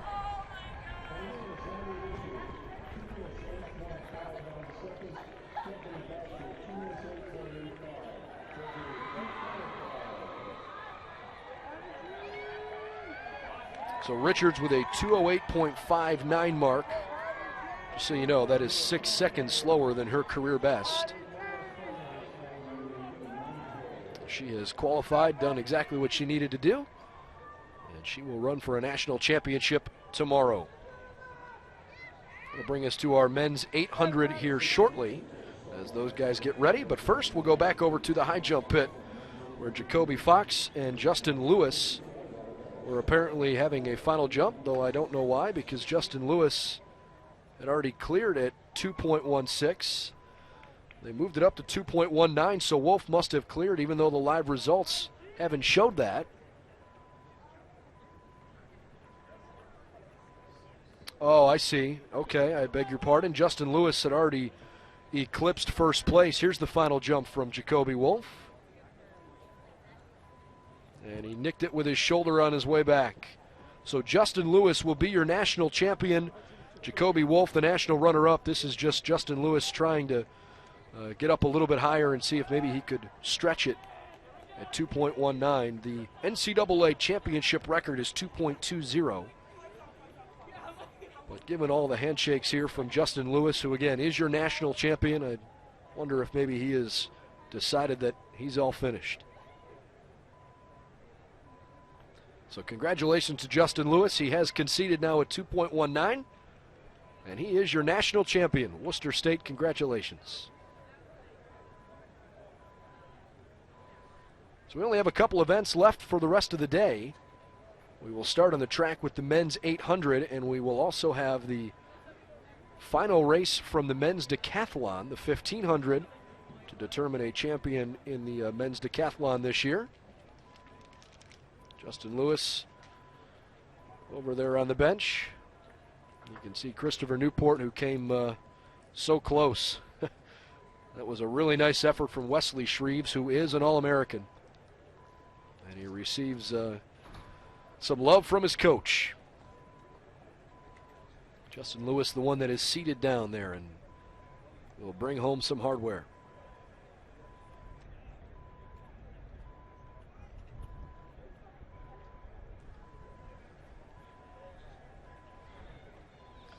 All right, back onto the track where here in heat number 1, Matt Molinaro runs in lane 3, and he is the top-seeded 800-meter runner on the men's side, also from Ohio Northern.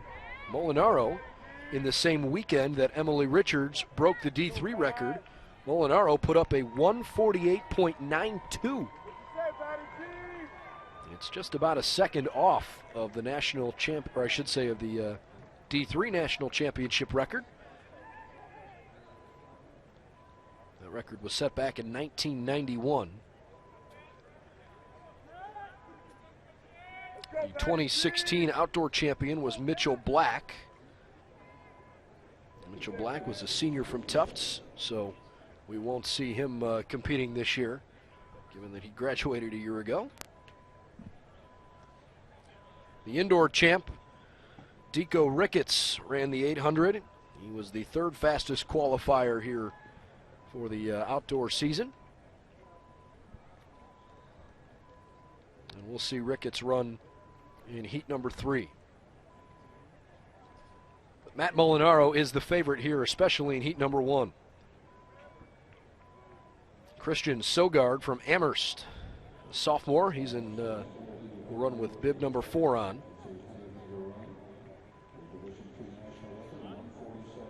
Lawrence Giross qualified for this at the ECAC Outdoor Track and Field Championships last weekend, and he was the final man led into the field. This is the only competitor that we've seen so far for St. Vincent that's made the NCAA Outdoor Track Meet. He'll run with bib number 8. Patrick Griffin from Bates runs with bib number 9, ran a 151 in the 800-meter dash back at the MIT final qualifying meet.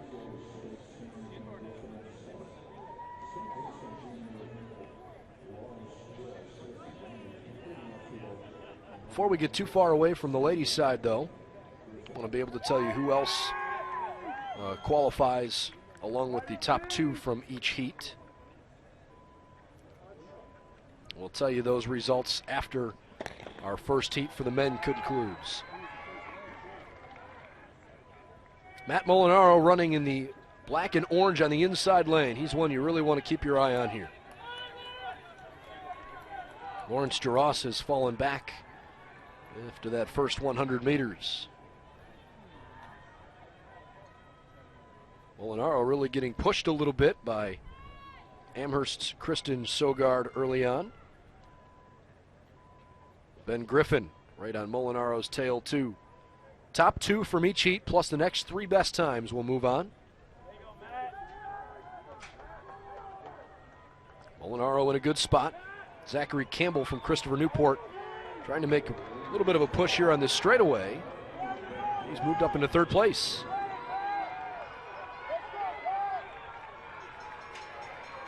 Molinaro falls into 2nd place, and Ben Griffin from Oswego State passed him. Those 2 guys in good positioning right now.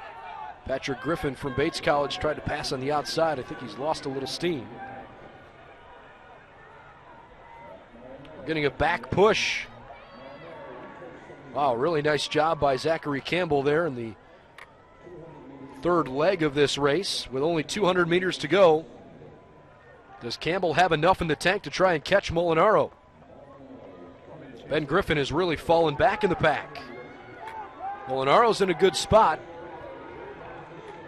Zachary Campbell in second. Here comes Griffin now from Oswego State trying to make that push into second place.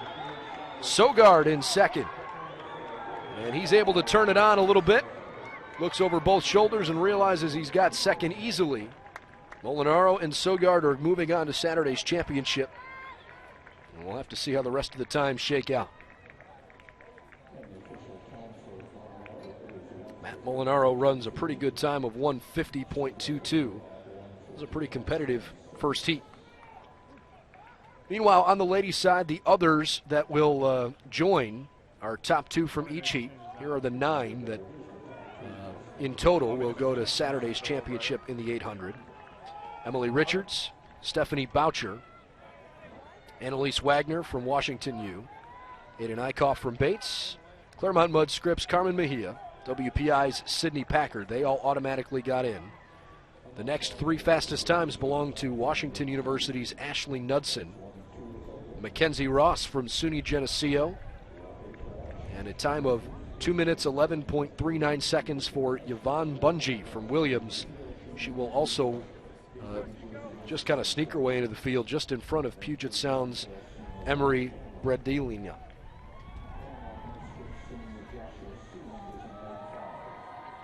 So we move to heat number 2. Will Cameron from John Carroll has qualified for the men's 800-meter dash. Cameron ran a 151.86.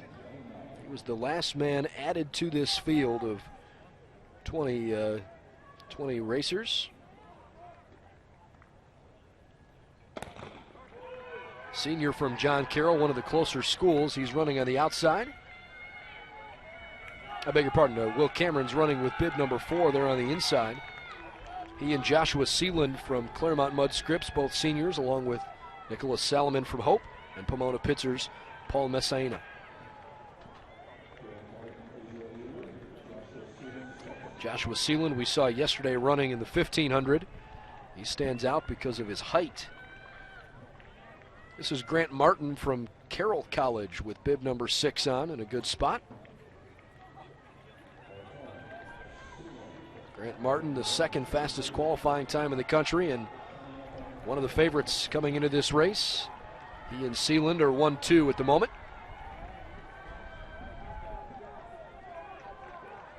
One lap to go.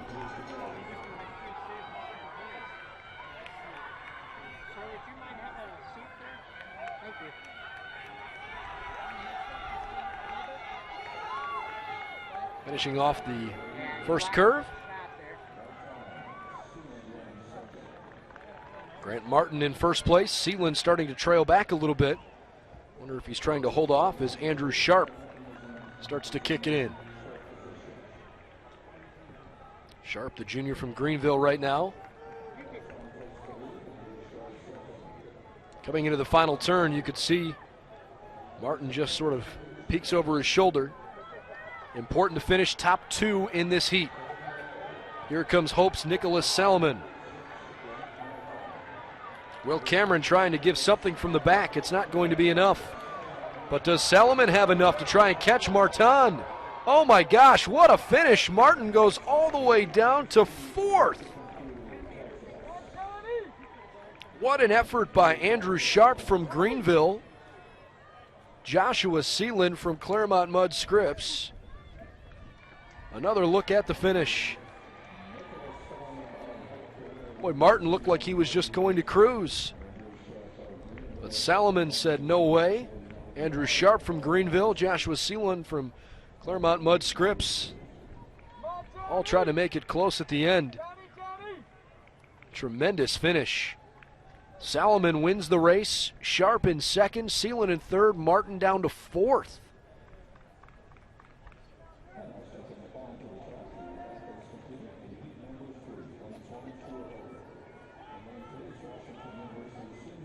we've got one more heat of the 800, which is our final race of the day, except for the last of the men's decathlon.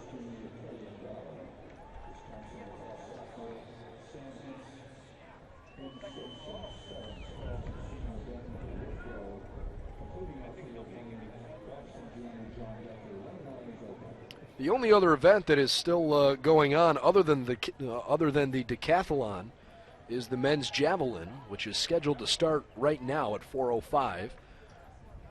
I'm not entirely sure if they are running on time with that or not.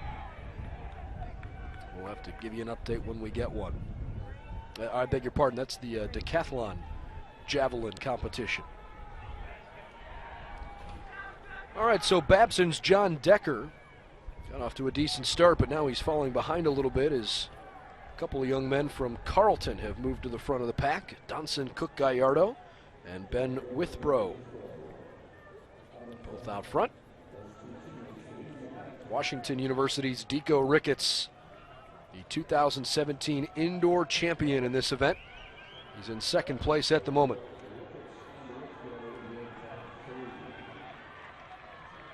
Ricketts looks like he is in a zone at the moment. Kylian Lally from Loris makes a nice move during the straightaway with 1 lap to go. He's into second place. Only 6 runners here in heat number 3.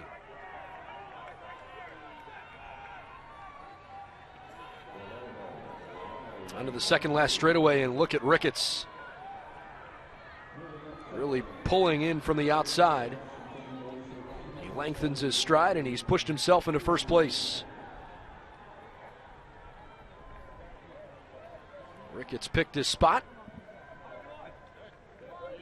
About 150 meters remaining. Ricketts is going to feel some pressure from Lally over at Loris. Cook-Gallardo right there. Sam Hinz has faded back in the pack. This is Babson's John Decker who's pushing Ricketts. Decker now takes the lead. Ricketts is cruising into second place with both young athletes from Carleton in Cook-Gallardo and Withbrow finishing third and fourth. So here come the results. John Decker 150.48. Deco Ricketts about a half second slower. They are both moving to the championship tomorrow.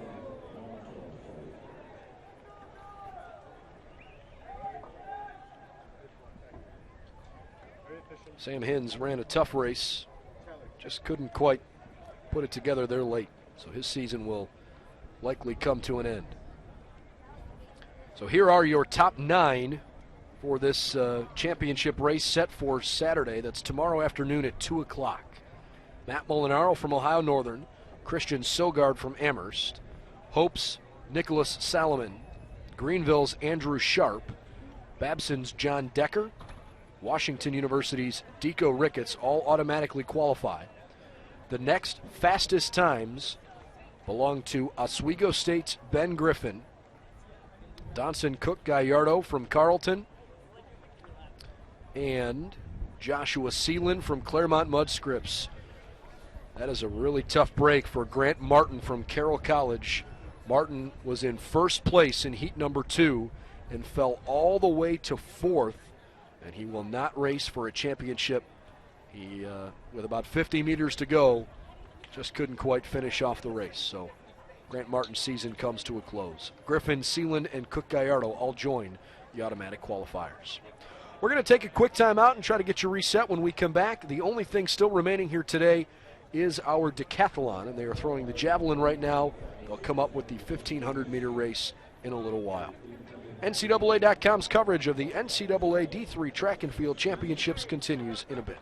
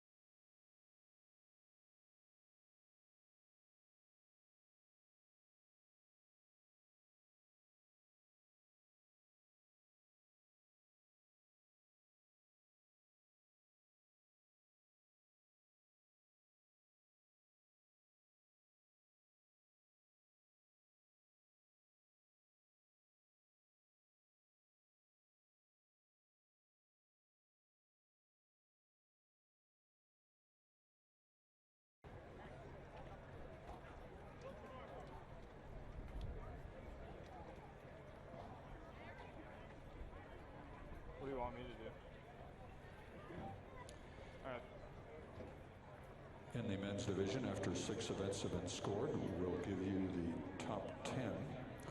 We have a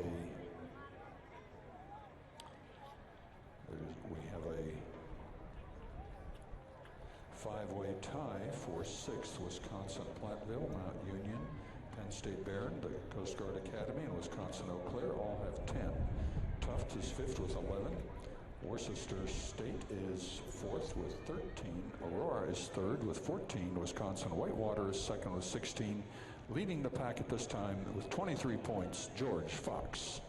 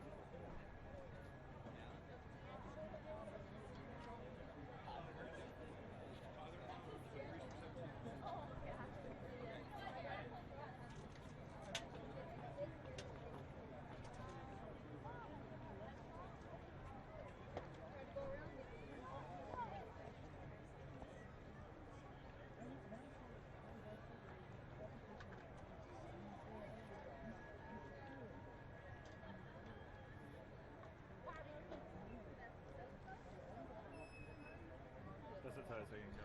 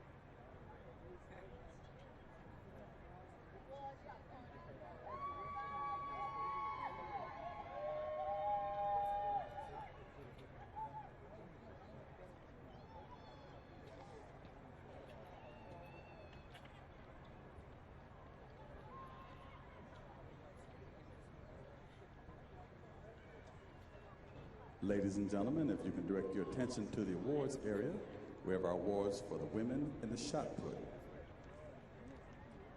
Finishing in 8th place, from Christopher Newport, Hannah Shoemaker.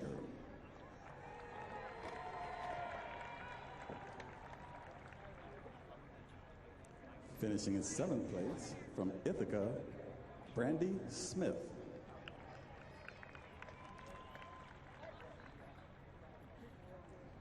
Finishing in 6th place, from Wisconsin La Crosse, Kendra Anthony.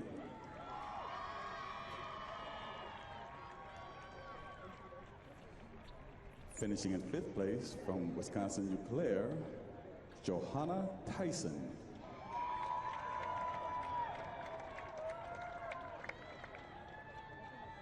Finishing in 4th place, from Waynesburg, Addison Mitzer.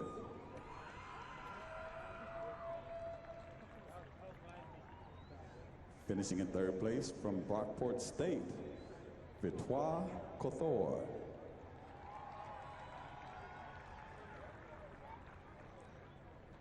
Finishing in 2nd place, from Carthage, Morgan Young.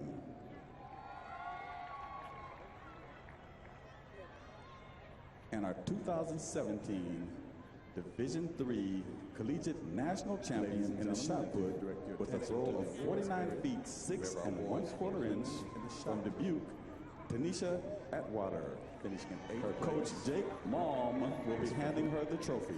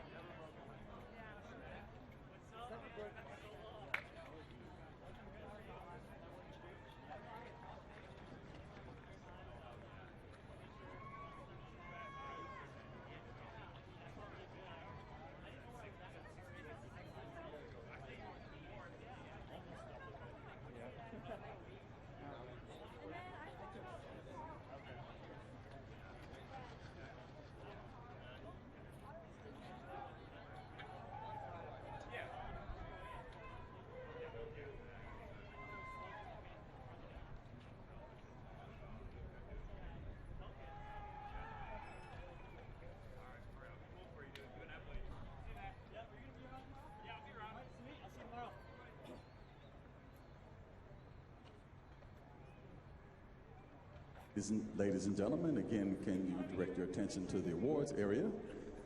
We'd like to give our awards out to the men in the high jump. We have a tie for 7th place. Christian Ferguson from Stevens Point. And Logan Mulford from Central College.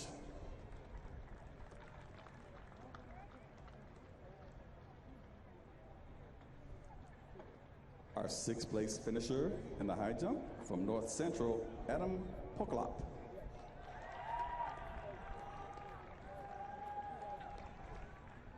Finishing in 5th place from Wisconsin Lacrosse, Brendan Deese.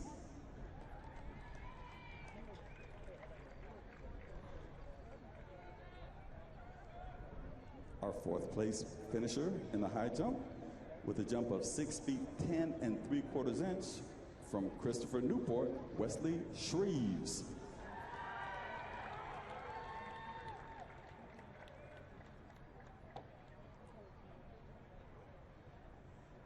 Third place finisher in the high jump with a jump of 6 feet 10 3/4 inch from Tufts, Stefan de Villiers.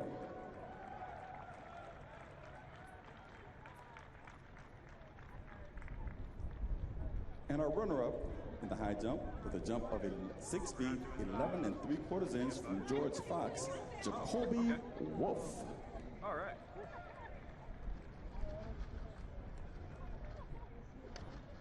And our 2017 Division III NCAA champion from Worcester College with a jump of 7 feet 1 inch, and his coach Matthew Sweat handing him his trophy, Mr. Justin Lewis.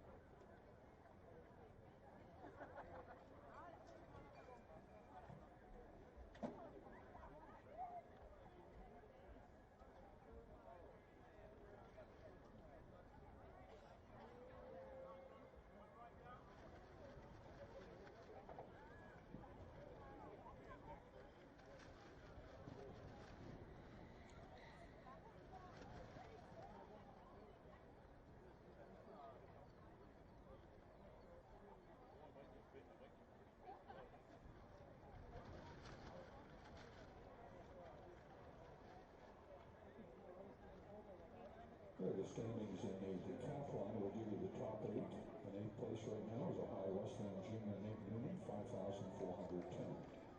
Wisconsin Scout Senior Kevin Salison is in 7th, 5,428. Dylan Cooper, Wisconsin Eau Claire, freshman, is 6th at 5,474. North Park Junior Rasmus Hofgaard is 5th at 5,512. Simpson Senior Isaac Frazier is 4th, 5,530. Williams Junior Tobias Millers is 3rd with 5,535. Sitting 2nd right now is Cortland State Senior Connor Christopherson, 5,662. In your leader right now, Cortland State Senior Jack Flood, his total 5,709 points. That's after 8 events have been completed in the decathlon. That's with just the javelin remaining and the 1,500 meters.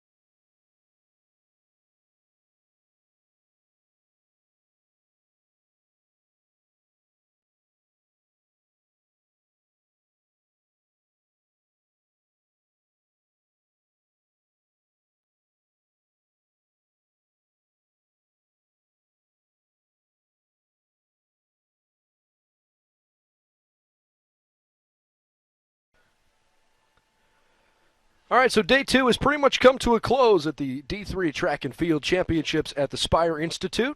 We've had lots of fun covering some pretty entertaining track events and lots of field events that have gone final throughout the course of the day. And we'll provide a recap for you a little bit later, but to kind of give you an idea how things went today. On the track, the 800 top times both belong to students from Ohio Northern. Emily Richards on the ladies' side, Matt Molinaro, the top prelim time on the men's side. They will race tomorrow in the 800-meter final at 1:50 for the women, 2 o'clock for the men. On the 100-meter hurdles on the women's side, Daisy Ojeda from Washington University, the top preliminary time. She is one of the favorites to win tomorrow's event. And the 110-meter hurdles, the top 2 qualifiers both belong to Rowan, David Benjamin and Chase Tolliver. We had a couple of faults when guys couldn't clear the hurdles early on in that race. A couple of guys fell over, and one of them was the top national qualifier, so that was tough. But Rowan comes away with the top 2 qualifying times and a chance to pick up some major team points. In one of the favorite events every year, the 100-meter dash on the ladies' side, Onisha Clark from Misericordia and Amber Sellen from Bridgewater, the only 2 to run sub-12-second times. National reigning champion Tyra Abraham from Claremont Mud Scripps ran exactly 12 seconds. She finished in 3rd. And on the men's side, Jamal Watkins from Birmingham Southern ran the fastest qualifying time in his preliminary race, but he was one of 6 different guys that broke the stadium record in the 100-meter dash. Parker Witt from Wisconsin Whitewater, Wisconsin River Falls David Paynata, Stevenson's Devontae Williams, Nicodemus Gambill from Utica, and Emmanuel Egbujor from Augsburg all broke the stadium record, which was originally 10.64. They all ran 10.62 or better. Watkins a 10.47 100-meter dash. Congratulations to him. A look now at some of our field events that had also gone final throughout the course of the day. Here's the ladies' side. The ones from today, Emma Egan from Williams with a great finish at 1.76. She is your national champion in the high jump. And congrats to Tanasha Atwater from Dubuque. Her 15.09 meter throw in the shot put is also good for national title. On the men's side, Justin Lewis with a thrilling win in the high jump. We'll have some highlight footage for you on his wonderful performance, a freshman and a national champion. Good for him. The shot put, Theron Bauman obliterated the rest of the field with an 18.35 meter toss. He was incredibly impressive earlier this morning. And back to the heptathlon, the final standings for that. A sophomore from Rochester, Kylie Bartlett, wins the heptathlon national championship. Annie Wright and Jenna Deegan round out the top 3. Congratulations to them. The decathlon current standings are as follows. There are still a couple of events to play out. The javelin and the 1500 will take place later in the day. Jack Flood and Connor Christopherson have been the top 2 basically for the most of the decathlon, but Tobias Mueller's creeping up a little bit from Williams. And here are the current team standings as well. An updated look at those. We expect on the ladies' side that by the end of things, Washington University is probably going to accumulate a lot of points, but most of their athletes are on the track as opposed to the field, so they haven't had a chance to win many of their team points yet. Ithaca picked up 2 points today, and they are currently in first place at the end of day 2. On the men's side, we had a whole bunch of teams that were close together at the top after day 1. George Fox picked up 8 big points with Jacoby Wolf's national runner-up. 8 points for him in the high jump. They have leapfrogged over Wisconsin Whitewater, and George Fox now in first place on the men's side. Our coverage tomorrow starts at 10:30 a.m. with the men's triple jump, and we will have coverage on the track tomorrow starting at 11:30 a.m. with the 3,000 meter steeplechase. All of the track events tomorrow are national championship races. In the field, we will do the triple jump for both the men and women, the hammer for both the men and the women, and the men still have to do their pole vaulting. That takes place tomorrow at 12 noon. But our coverage begins at 10:30. We certainly hope you'll join us for that. On behalf of our entire production crew, I'm Brendan Gulick. So long from the Spire Institute in Geneva. One more day of the D3 National Track and Field Championships tomorrow. Have a great night, everybody.